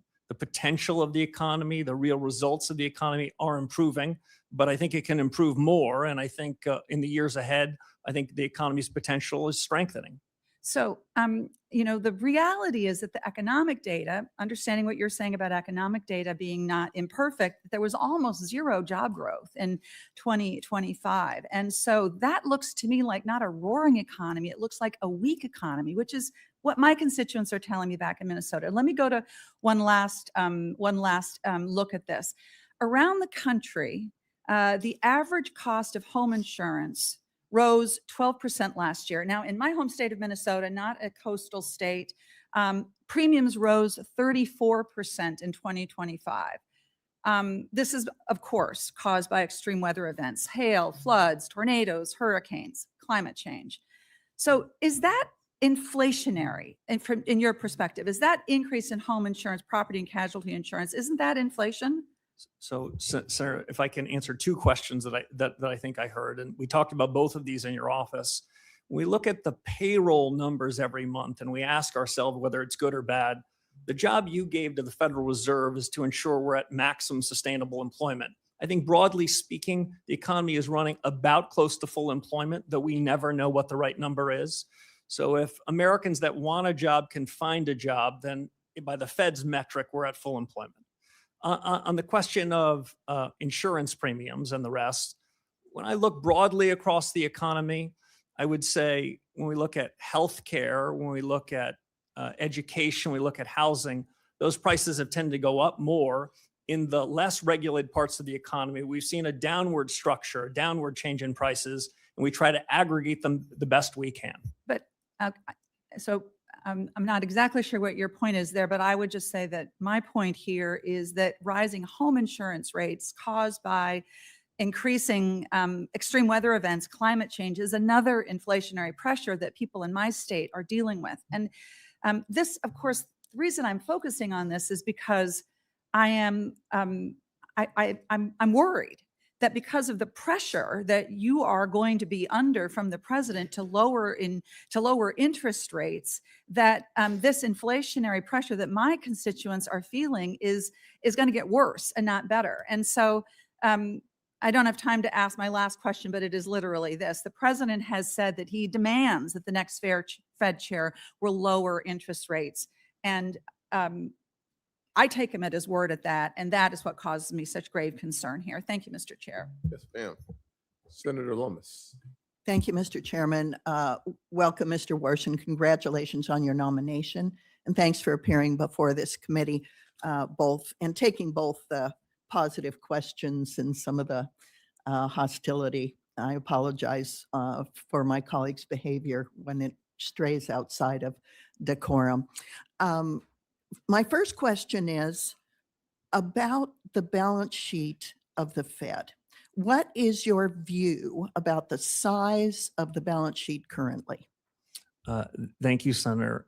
As we talked about in your office, the Fed balance sheet has played a particularly, I think, unhelpful role in helping the Fed achieve its dual mandate.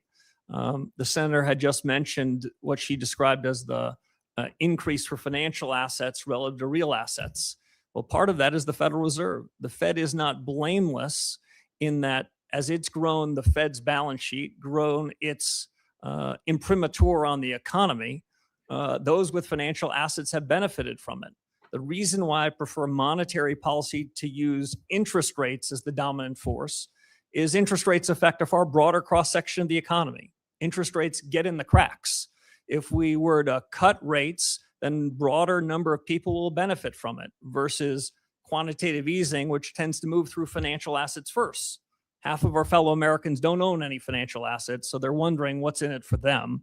Broadly speaking, Senator, on the balance sheet, I was involved in 2008 and 9 in response to the global financial crisis that Senator Warren referenced, and we used extraordinary measures and created a bigger balance sheet.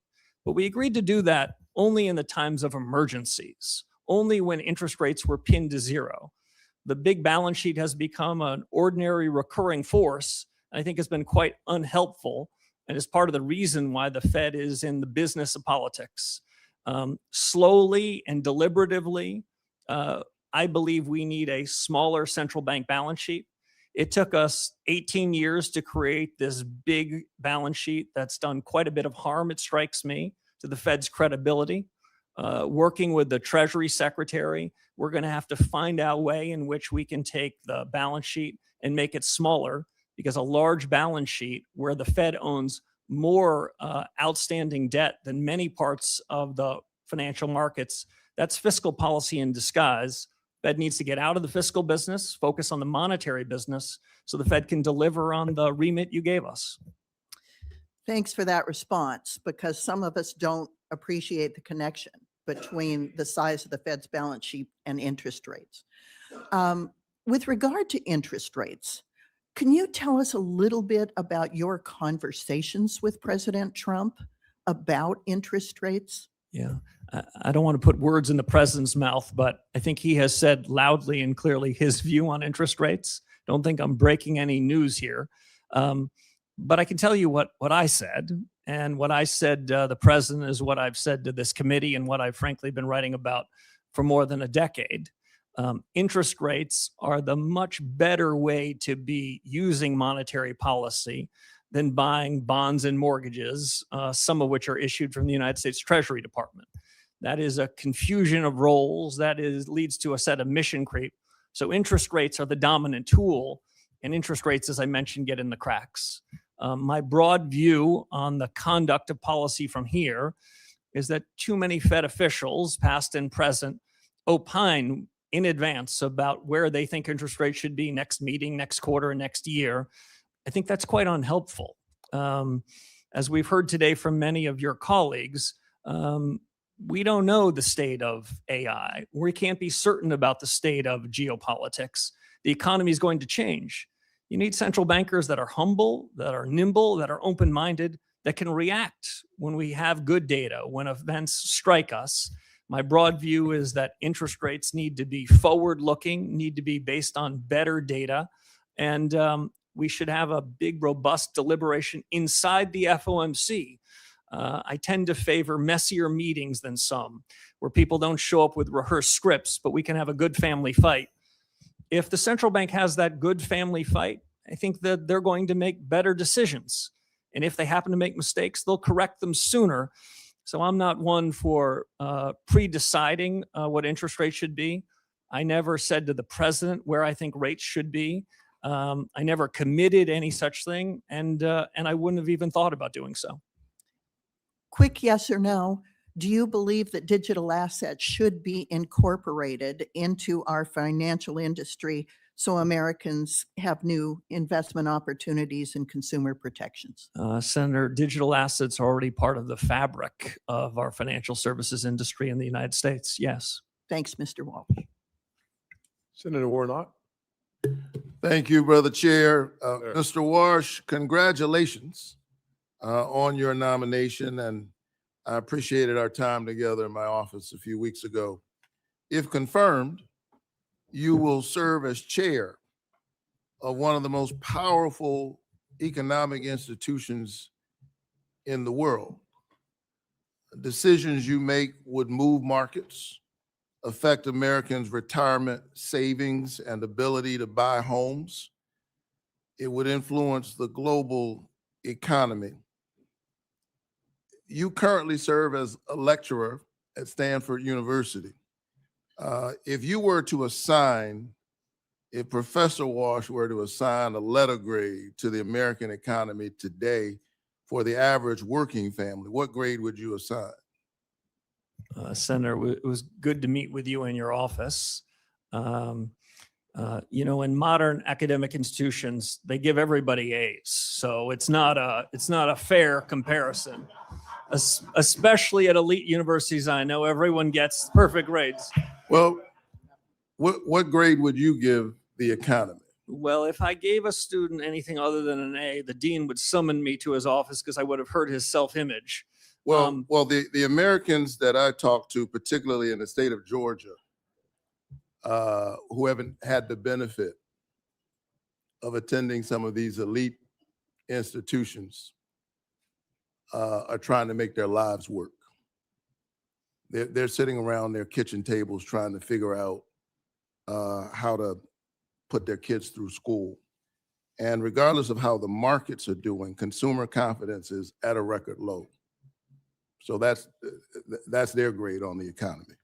Working families are struggling and things are getting worse. The inflation rate has remained elevated above the Fed's 2% target rate throughout President Trump's term, despite his promise to lower inflation. The president's war in Iran has spiked energy prices by 11%. And Americans are paying on average nearly $4 a gallon of for gas because of the war. We've lost nearly 90,000 manufacturing jobs since President Trump took office. He promised us a manufacturing boom. We've lost 90,000 manufacturing jobs. And Americans already dealing with high prices paid $1,000 more per household in 2025 as a direct result of President Trump's illegal tariffs, which he remains committed to in spite of the Supreme Court decision. He does even better than this practice of these institutions. When asked what grade he would give the economy, he said an A, and then he thought about it and said, no, actually A+++. And as I thought about his answer, I was wondering who was he talking about? Who is it an A+ for? Certainly not the ordinary working class Georgians that I'm fighting for every single day. Maybe the people closest to him, But I'm hard pressed to think that folks across the state of Georgia who are looking at their grocery bill, looking at their gas bill, looking at the $1,000 that they've had to pay would give the economy an A++. What are your thoughts? Senator, thank you. If the Fed were to execute on a series of policy reforms, then I believe the economy can be stronger. I believe inflation can be lower, and I believe real take-home pay can be higher. I think the Fed is not blameless for the divergence you described between those that have financial assets and those that don't. Had the balance sheet not been brought from the $800 billion level when I showed up at the Fed in 2006 to an order of magnitude higher, if the Fed had kept a smaller balance sheet, the way the senator I just talked about a few moments ago, I think interest rates could be lower, inflation could be better, and the economy could Yep. be stronger. Yeah, you discussed your theory of the case with me in that regard. But I think you would agree that the recognition, I think you implicit in your testimony is the recognition that this is not a plus economy. In your economy, in your testimony, you note the importance of price stability and correctly note that inflation means people lose purchasing power, particularly harming low-income folks. But I also noticed your testimony did not really discuss the Fed's other mandate, and that's to maximize employment. Inflation is critically important, but if you don't have a job, you're in trouble. Do you view the Fed's mandate for maximizing employment as equally important to its price stability mandate? And are you concerned about weak job growth numbers? Before the nominee answers the question, the senator from the elite university, Morehouse, is out of time. So I appreciate the question, but we will have the answer submitted for the record. I know you wanted to attend Morehouse College. I'm sorry. Everybody wants to attend Morehouse, by the way, but I am a Charleston Southern Buck. I appreciate Very happy about that. He couldn't get into Charleston Southern, but it's good you got in somewhere. This is good. If you can't get into Morehouse, go to Stanford. Everybody's got jokes up here, so we'll go to Senator Brett. Thank you, Mr. Chairman. Before I get started, I want to emphasize that transparency and accountability at the Fed are absolutely vital. The American people need to have trust in our government. We need to have trust in our government agencies, and that includes transparency and accountability at the Fed. So when we're talking about billions of dollars being spent on renovations, it's absolutely appropriate for Congress to ask questions. And it is absolutely appropriate for Congress to get answers. We need to understand where this substantial amount of money has gone, and we need to ensure that every institution, including the Fed, is always making decisions that are in the best interest of the American people. And so I urge everyone involved to make sure that any outstanding questions on this matter come to fruition so that we can get answers and move on and have a smooth and timely transition and a confirmation process, of which I want to say congratulations on both your nomination, your willingness to be here today. And I also want to say that to your family. I think a lot of people miss the fact that when any of us step up to serve, that it's not just you, your family that goes through so much. And so we just want to say, that sacrifice is often overlooked, and we certainly appreciate your family being with you today and all of you and what you're willing to do here. I had a chance to get to know you over the years, and as many of my Republican colleagues have and other colleagues, and I think we would all say you are absolutely the right man for the job at the right time in our country's history, and I am excited about your leadership at the Fed. We have had an opportunity to talk about a number of issues, but I know that your integrity and that your commitment to the American people are going to help restore confidence at the Fed, and it will also ultimately serve our country incredibly well. So it's not going to be any easy task to return that confidence. We've spoken about needed reforms at the Fed on the monetary policy side and also the operational and internal standpoint as well. And of course, your calls for reform aren't baseless. You served at the Fed during one of the most challenging times. You just referenced it in your previous answer to a question from my colleague across the aisle. I believe you said there was a balance sheet, $800 billion, when you showed up in 2006. So talk to me a little bit, speak to me about that, about what you have seen during your time and tenure at the Fed already, and then what other life experiences you have that you will bring as you tackle this role. Yeah, so Senator, great to see you again. So the chairman knows I worked with the senator when she was a staffer on this very committee, and I was a young staffer myself. So it's an honor to be here. And Senator, as you know, this is a serious responsibility. I'm honored the president nominated me for it. This is a time of consequence, not just for the country, but for the central bank. I think the central bank can go back to first principles and improve itself. I see most of the actions of the Fed come from good intentions, but when you gave the Fed a remit, it wasn't a general roving remit to do what it thought was right. It was a particular remit to focus on particular issues and to not wander. And that's the trade-off on independence. Independence about the conduct of monetary policy, where we can hear criticisms from others in the economics profession, elected officials, and we should be open-minded to them. Listen, I think there's been a considerable amount of groupthink in the economics profession, and so being open-minded to it is important. But outside of monetary policy, it's important that the central bank work with the government on areas of overlap. And so I think that's likely to happen going forward. If you ask Senator Britt about my biggest lessons are about how a central bank should be acting in crisis times versus in normal times.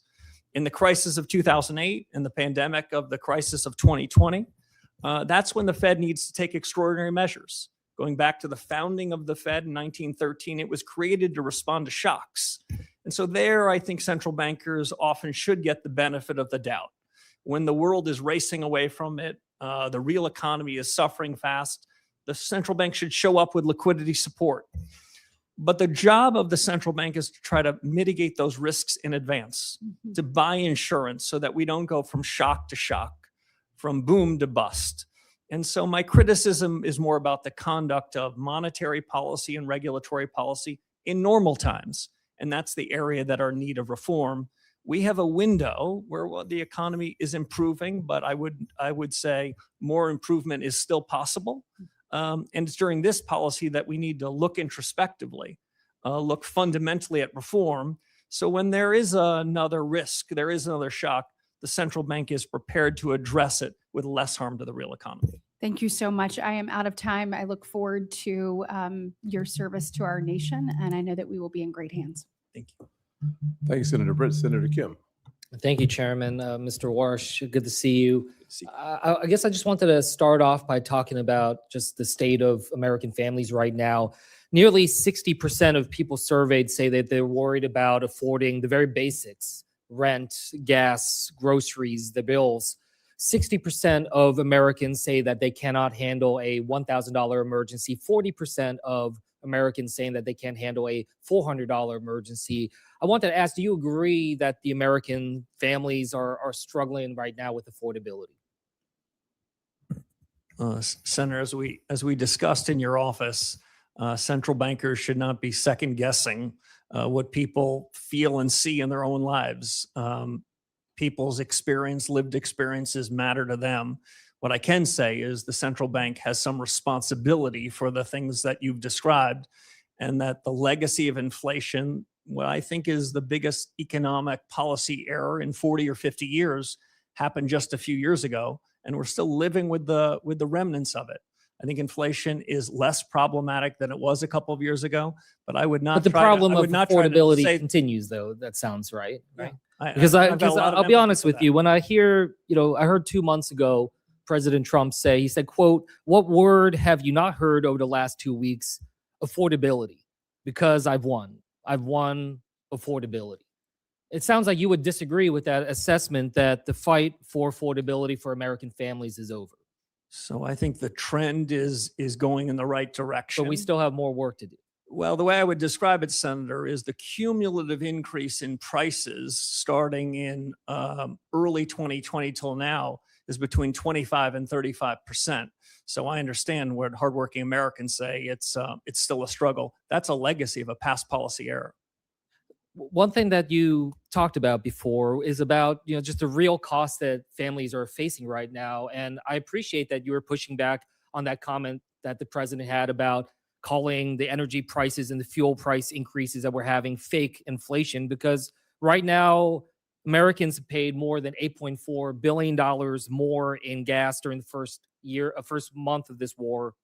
Fertilizer, 70% of respondents to the Farm Bureau survey said that fertilizer is unable to be afforded right now, just given the price increases. Are you concerned that there could be real long-term effects of this war in Iran, especially if we're continuing to see these challenges when it comes to fuel and fertilizer? Senator, if my reform agenda, if confirmed, stands for anything, it's for the central bank, especially the Fed chairman, to stay in its lane. I know that, but you So I also wouldn't have want to to wander outside of it. I'm happy. But you're also charged with forecasting in terms of understanding where our economy is going. So does an impact of that magnitude rise to something that the Fed should keep an eye on and be concerned about? The Fed should have an open mind towards all sorts of data, but the things that central banks can affect are things that are not one-off in nature, but are persistent and find their way into the generalized price level. And that's that would something be I my focus. wanted to ask you about, that because you talked about a fundamental policy change when it comes to the Fed. And I guess I wanted to just get a little bit more clarity on that. Senator Lummis mentioned about the balance sheet and the concern you have about that. What level do you think the balance should be at? If it's 6.7 trillion now, where do you think the goal is in your mind? So I haven't fixed a particular number, but any changes, Senator, in the balance sheet would be part of a public discussion, debated rigorously. And if and when the central bank comes to a judgment about a new balance sheet policy, which I hope the central bank would, it would be described well in advance. As I mentioned, it took 18 years to create this balance sheet problem, and we won't be able to fix it in 18 minutes. And so that's why I think deliberation here is important. But it suffices to say it should be smaller, and at least as important, it should not be holding long-term treasury assets as if it's the fiscal authority. That's when it gets into politics. I appreciate you saying that it's important to be able to have that public discussion. I mean, one thing that's come up as I've been engaged with different experts is concern about rapid reduction.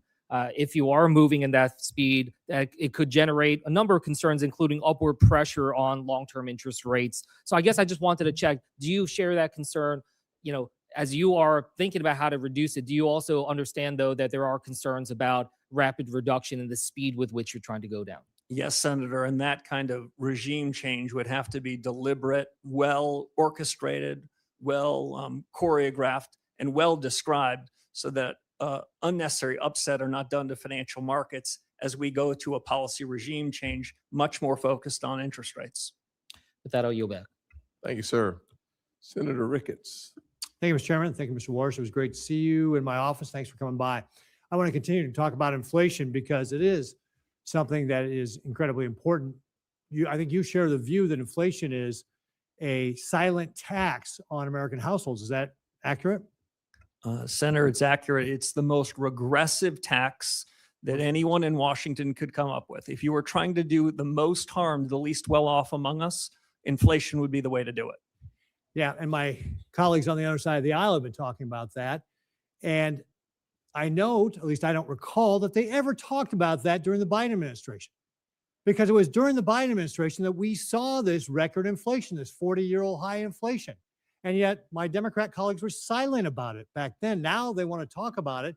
But of course, American households were hurting back then as well.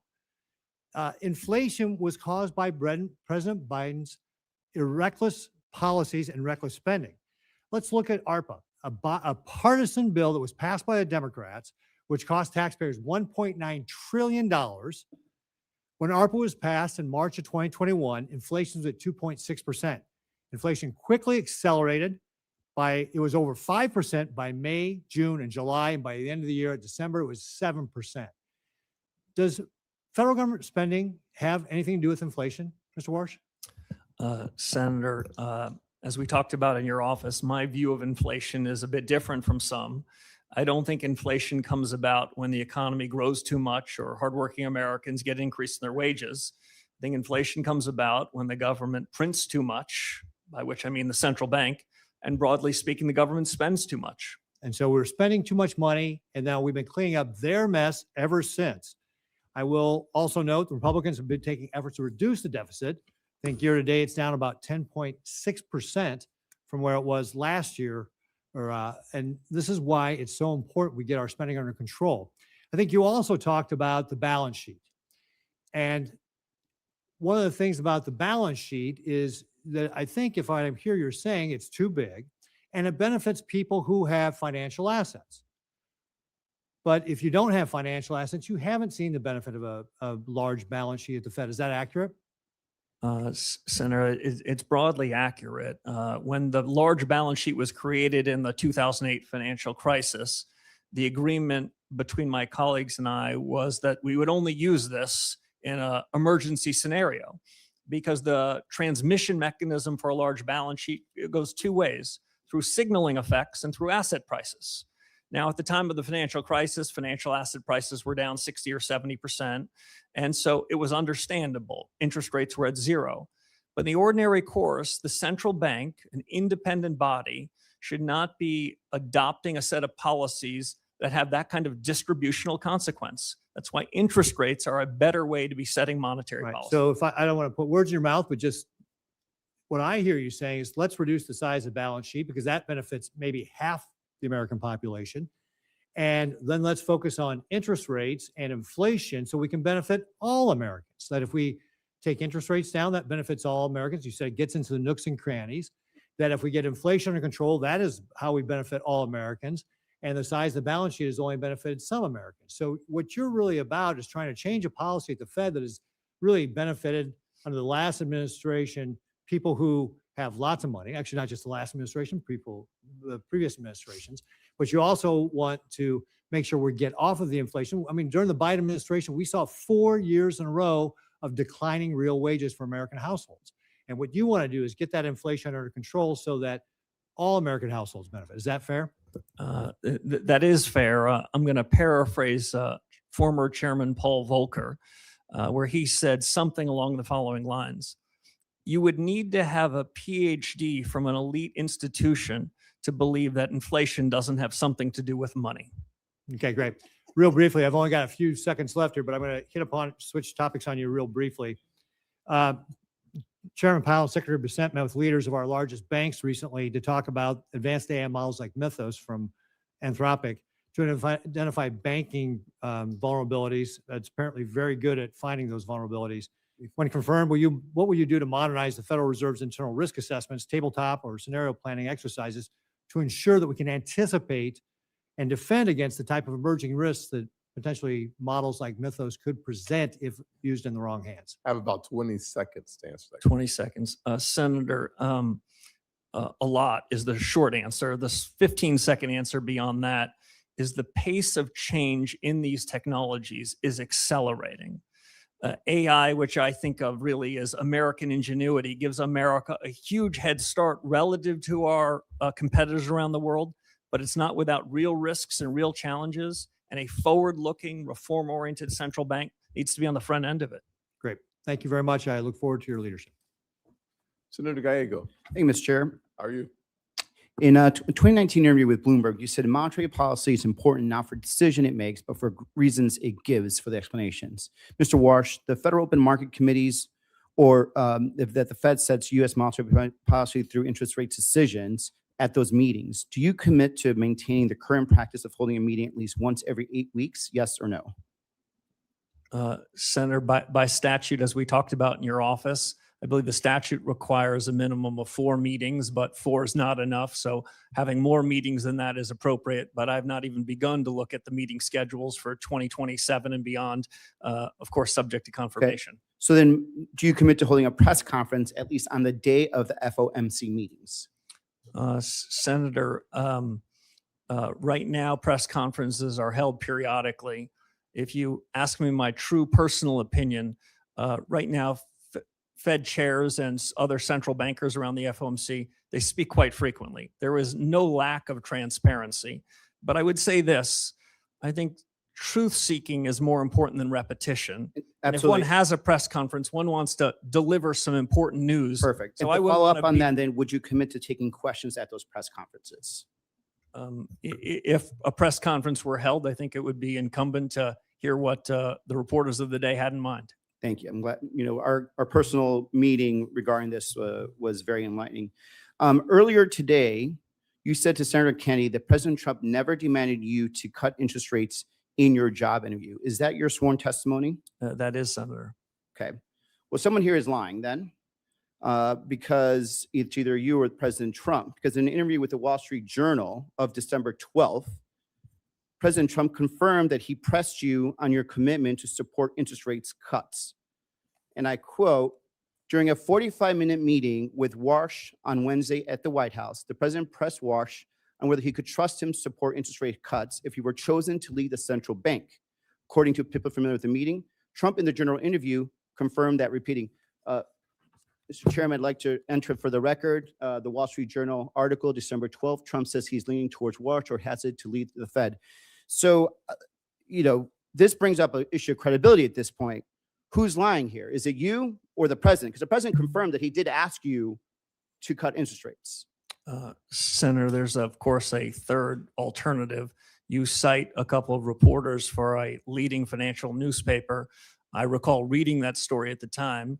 Did you issue a correction? I think those reporters either need better sources or better journalist standards. Did you ask for a correction? There are things in the newspaper, Senator, I see all the time that don't strike my ear as correct. So is, in your opinion, that the president then is lying when he said he did not ask you? I can only repeat to you, Senator, what I said to several of your colleagues. So you did not. You right now, are under sworn testimony, are saying just to right now that the president of the United States in that job interview did not ask you to cut interest rates. The president never asked me to commit to interest rate cuts at any particular meeting over the period of my tenure at the Fed. He didn't ask for it. He didn't demand it. He didn't require it, and nor would I have ever done so. So if these reporters come back and say, do another follow-up on this and they confirm what they heard, what will your response be? Well, my response would be what I suggested to you a few moments ago.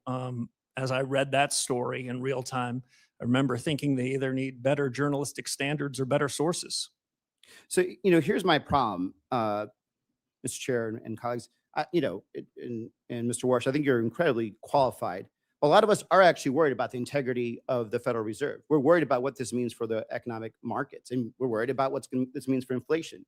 We're worried about your independence, and now we're hearing direct contradictions whether or not you were directly asked by the president to cut interest rates, and you're saying no, and he's saying yes. And I think for a lot of us, there's a question now of credibility. And I think there's a real reason why many of us are not voting no. As a matter of fact, until you verbally spoke to Mr. Kennedy and answered his question that he did not ask, the president did not ask you to cut interest rates, this was not even going to be brought up. So there's definitely right now a true question about who is lying here. It's either you or it's the president. I yield back. Senator, if I might respond. Certainly.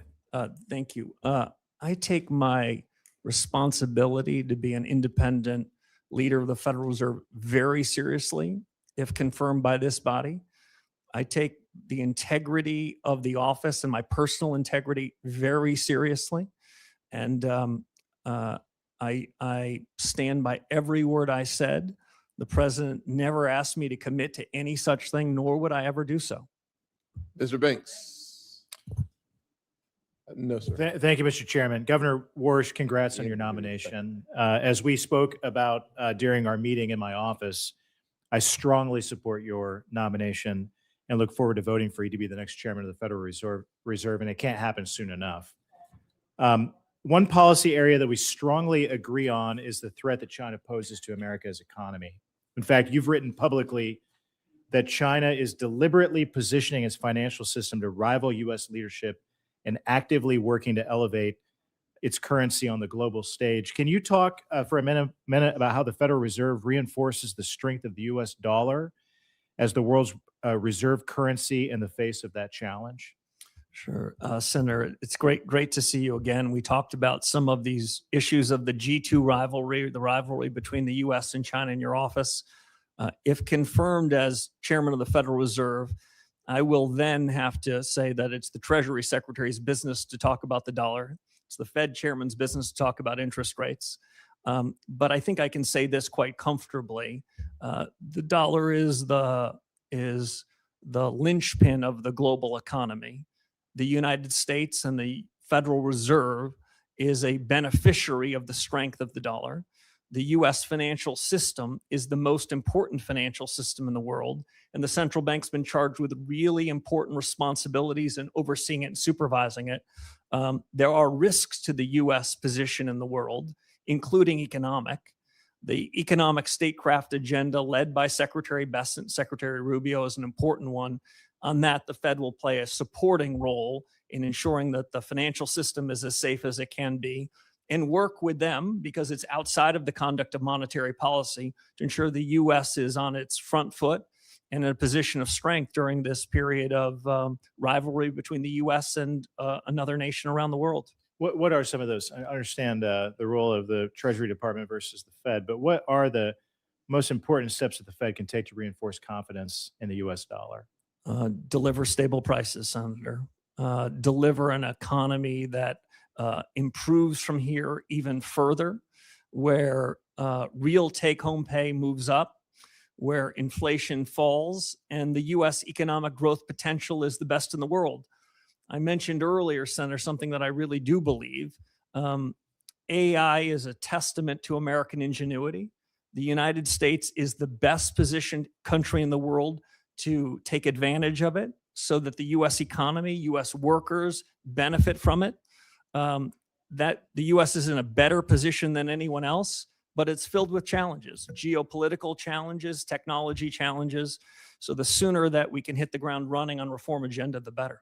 You wrote in an op-ed in 2021 in the Wall Street Journal that I recommend everyone reads. It's one of the reasons that I wholeheartedly support you, because of it says a lot about you in this op-ed. But you talked about how the PRC is actively promoting its digital yuan currency with the explicit goal of creating an alternative payment system that sidesteps U.S. sanctions. You've been very clear that China's not playing by the rules. China is buying over 80% of Iran's sanctioned oil in Chinese currency through Chinese banks, completely outside SWIFT. The Iranian government says it is charging ships to transit the Strait of Hormuz and collects payments via crypto and Chinese currency. What tools does the Federal Reserve have to defend the dollar's role as countries route payments through the Chinese financial systems to do business with Iran and other adversaries? Yeah, Senator, thank you. As we talked about before, monetary policy is independent. But outside of monetary policy, the Federal Reserve can be working hand in hand with the rest of the government. The Federal Reserve is independent inside of government, not independent of government. What the U.S. can do with respect to the dollar is have a more robust payment system. The Fed has a number of payment systems that most financial participants in the world use. I would say they all are in need of substantial reform. There's a system called Fed Now, which some describe as Fed Yesterday. There's a series of new technologies that the Fed needs to oversee and needs to architect so that the payment system in the U.S. is the safest, most efficient, most capable in the world. Otherwise, we'll be losing to adversaries around the world in being the linchpin of the global economy. Thank you. Your leadership is so important, and it's important right now. We need you on the job right now, not later, right now. So I look forward to voting for you quickly and seeing you confirmed and getting you on the job. With that, I yield back. Thank you, sir. Senator Blunt Rochester. Thank you, Mr. Chairman Yes, and ma'am. Ranking Member Warren. Also, thank you, Mr. Warsh, for taking the time also to meet with me earlier this week. I share many of the concerns of different committee members about us kind of putting the cart before the horse. And in one regard, it is the whole issue of independence of the Fed. And I know you have made commitments both in your testimony and here today with us in the process of watching the president try to fire Chairman Powell as well as Governor Lisa Cook. It really raises a lot of red flags for us. Even Justice Kavanaugh said that no president has fired a sitting governor in the 112-year history of the Fed, which was structured to be independent of day-to-day politics, and that it would weaken, if not shatter, the independence of the Federal Reserve. There are a lot of questions here today as well about both ethics and whether or not all the paperwork is in, and even Senator Warren's question about, selling of the assets and whether they will be transparent is something that's important, again, to ensure confidence. And so I shared some of those concerns with you in person when we met, and I share them here for the record. I did have a question. I want to focus on AI, but I did have a question beforehand that I wanted to clarify. You mentioned your desire for reform as well as regime change at the Fed.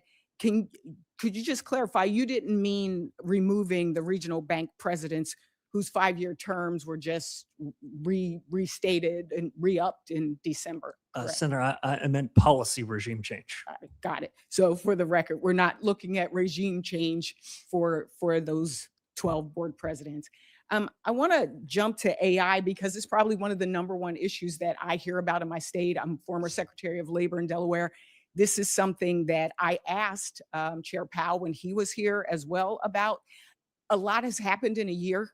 And one of the things you have characterized this as the most productivity enhancing wave of our lifetimes, past, present, and future. You have described it as structurally disinflationary, and that central bankers must make a bet. I'm in the camp with Senator Kennedy. I'm concerned about us making a bet on something that we know. You've said it, Chairman Powell said it. We don't have the data to even understand yet. And so my first question is, what happens for policy if that surge doesn't materialize as expected? Yeah. So Senator, I enjoyed our discussion.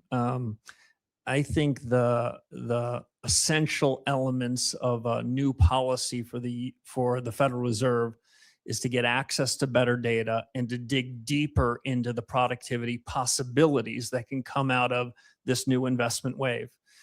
Today we call it artificial intelligence. 2 years from now, we're going to call it business CapEx, and 3 years from now, we're going to call it just ordinary business. I think it has two important effects on the conduct of policy. I don't claim to have perfect knowledge of how any of these are going to go, but I do have an intuition the pace of change is accelerating.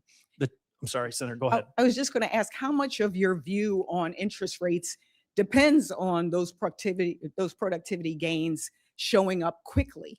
Yeah, so I think it has two elements. One is the increase in capital expenditures to build data centers and the rest. That will have an effect on demand. That will increase demand. My guess is a few tenths of 1%.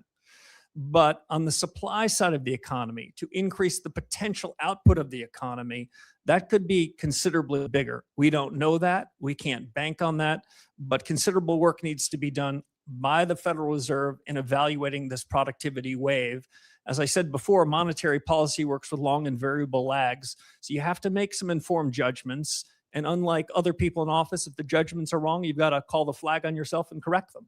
Well, I think there's been a lot of conversation here about concerns that in your record, in your history, you have been hawkish on inflation rates and keeping them low. And now we're looking at AI. What I don't want to see is us use AI as an excuse Yes. for making good policy. Too much depends on it. Too many families' lives depend on it. And in our conversation, I also talked about the fact that I know Wall Street is going to be okay, but who we're concerned about as well is Main Street. Yeah. Thank you. I yield back. Thank you, Senator. Senator Kramer, you are recognized. Thank you, Mr. Chairman. Thank you, Mr. Warsh, for being here. Thanks for stepping in the gap. Thank you. In fact, I'm a little bit curious as to why you even want to do this. I'm thinking, I don't know. I don't know. Anyway, congratulations on the choice. By the way, with regard to independence, real quickly, I find it curious in fact, I've often found curious that people expect somebody who's appointed by an elected official has to be confirmed by 100 other elected officials would somehow not have a philosophy. That's what I hear sometimes. Like, why don't we, speaking of AI, we should just have an AI Fed chairman. That way it'd be completely neutral, right? Other than the people that put all the information in the algorithms. Anyway, that said, I think we should not forget that it would be common for a president who believes that interest rates should be lower to want to nominate somebody who has expressed that maybe interest rates could be a little lower, as opposed to the quid pro quo that's being accused of today. So I'm just grateful you're willing to do it. By the way, the other thing about independence that strikes me with regard to the Fed, do you have any idea how often an interest rate decision by the Fed is a 12-0 or a 10-0 vote? Do you have a sense of it? I do, Senator. I'd say over the last 15 years, decisions have been unanimous or near unanimous. As I said to one of your colleagues earlier, I prefer clean memos and messier meetings, and there's nothing wrong with a divergence of opinion. These are very hard calls. Thank you. I don't know when diversity became a bad thing in a room of thinkers, particularly with staggered terms. The other thing, none of this was in my mind that long ago, but the other thing that strikes me is you do have a lot of experience. This is your 20th anniversary, or at least your second anniversary. Have your thoughts changed much or evolved over those 20 years of experience in various areas, not to mention your research and your intellectual and academic writings? I mean, have you evolved a little bit? Absolutely. I'll make 3 points if I can. One is it is essential for the chair of this organization be open-minded to new ideas. The world is moving fast. The mistake that's common in the economics profession, which Secretary Schultz once described to me when I was telling him that I was thinking about pursuing further studies, he said, it's fine to get a PhD, but make sure that's not the last day you were learning. Too many people in the profession go back to what they learned 30 or 40 years ago. We've got to be open-minded. The world's changing and the facts are changing. To the characterization I heard from some of your colleagues about did my opinions change? My opinions change when the facts change. When interest rates are at zero and the balance sheet is growing and the economy is booming, well, relative to that, I will say I sounded hawkish. In 2018, when the Federal Reserve pushed to raise rates into a financial market meltdown and economic weakening, I said that was a mistake. That was dovish. I expect to have a divergence of views based on the facts on the ground. And if I could just answer one other question you asked about why I want to do this job, I would say I've lived the American dream. I've been the luckiest, most blessed, fortunate person with the greatest teachers. I was a kid from upstate New York in public schools, and I had an opportunity to serve after 9/11. I was walking with a friend of mine who happens to be in this room away from a building near the site of the tragedy. I was walking up Fifth Avenue, and I thought to myself, what am I doing? And so I committed myself to public service then. I did 10 and a half years of public service. I've been grateful for 15 years in the private sector where I've been able to practice my discipline, think anew about things. And the call to service struck again. I'm honored to serve if this body will confirm me. Excellent. I do find it curious that so many people seem to be hung up on the fact that you've been successful even while doing in between bouts of public service, probably a better way to put it. I'm not wealthy, never have been wealthy, and I'm not sure I have much potential to be wealthy, but I have nothing against people who are. That said, real quickly, I do want to talk a little bit about debanking. That has been talked about a whole lot, but speaking of institutions that are dug in, I think there's out of the 22,000 people, there are a lot of them that sort of still believe that reputational risk should be a factor, that reputational risk could be based on out of favor, industries. Can you give me a sense of how you plan to attack that, if you will? Politics have no place, not just in monetary policy, but in supervision and regulation. If central bankers should stand for anything, it's to resist fads, resist trends, call balls and strikes. That's exactly what I would intend to do. I lean hard yes, Mr. Chairman. Thank you, sir. Senator also Brooks. Thank you. Good afternoon, Mr. Warsh. And thank you for meeting with me last week. In August of 2025, President Trump tried to fire Fed Governor Lisa Cook for unsubstantiated allegations widely believed to be politically motivated. Thankfully, both a federal district court and the DC Circuit Court of Appeals ruled in favor of Governor Cook, preventing her from being fired while the investigation proceeds. This is a landmark test for independence. Now, Supreme Court Justice Brett Kavanaugh said allowing Cook's firing to go forward would weaken, if not shatter, the independence of the Federal Reserve. So I would like to ask you, will you commit to defending Governor Cook's tenure as Chairman Powell has done? Senator, it was a pleasure to meet you in your office and spend time with you. As I said to you then, I'll repeat here to the broader committee. If I stand for anything, it's the Fed should stay in its lane.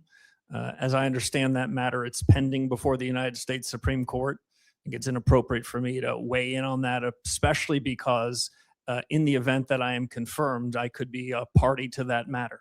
Well, I disagree with Mr. Warsh. I disagree with you. This is your future colleague who was confirmed by both this committee and this Senate to serve her country. Chairman Powell has defended her tenure, and your answer to this is you will not defend her. Is that correct? No, Senator, that's not my answer. My answer is there's a pending case before the Supreme Court, the results of which I think we're going to hear about soon. If confirmed by this body, I will follow the Constitution, the Supreme Court law, and the best of the Fed's tradition. Well, let me ask you this then. Do you agree or disagree with Justice Kavanaugh on the Supreme Court, who said that her firing would weaken, if not shatter, the Fed's independence? Do you agree with Justice Kavanaugh?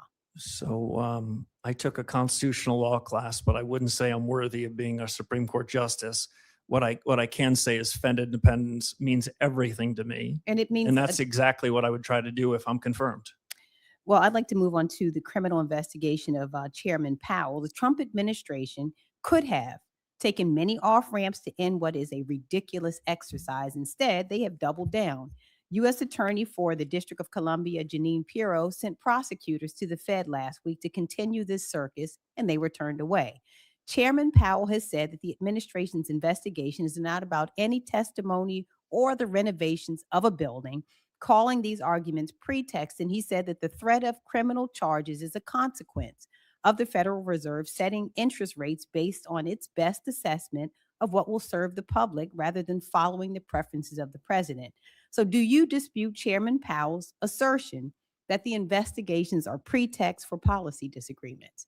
Senator, as I said, with respect to the other case, this is also pending before the courts. I have a ton of confidence in the court's ability to make a final resolution. I'd abide by any judgment of the courts and would follow that judgment in the best of the Fed's It's traditions. difficult. Let me just ask you another question instead. Just a few days ago, bless his heart, President Trump called Chairman Powell a stubborn, incompetent person who he said suffers from Trump derangement syndrome.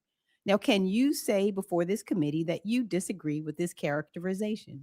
Yeah, my disagreements with Chairman Powell are about policy, not about personality or personnel. Okay, let me ask you another question about the president. Now, my colleague a moment ago said to you that the president, you said the president has never asked you about lowering interest rates, and you said he never specifically, is the word you use, demanded that you decrease interest rates. Well, did the president generally suggest this to you as well? You know, in my recitation to your colleagues, I wasn't trying to be clever. The president never generally or specifically instructed me, suggested I should commit to any interest rate path whatsoever. Okay, let me go to another point. So if the Senate does not confirm you by May 15th, the president may inject more financial chaos into our economy by illegally attempting to remove Chairman Powell and installing someone else until your confirmation. Now, the law is quite clear here. If there is a vacancy, the current chairman continues to serve as chair pro tem until the Senate confirms a replacement. But the Trump administration is gearing up to fight this assertion. And I expect every financial leader and reporter is watching your words right now, which can move markets. So I'd like to give you an opportunity to reassure them. Do you agree that the law requires the current Fed chair to continue serving as interim chair while this replacement is confirmed. So I haven't been advised on that. I will say this, I was a summer associate for 8 weeks at a law firm, and that was the extent of my legal career. I'm certainly Okay, not last one. capable of defining whether the Vacancy Act applies to the Federal Reserve or not. Thank you. Yes, ma'am. Senator Bernie Moreno. Mr. Chairman, thank you for the honor of going last. I know that's normally reserved for people with much more status than I have, so I appreciate that very much.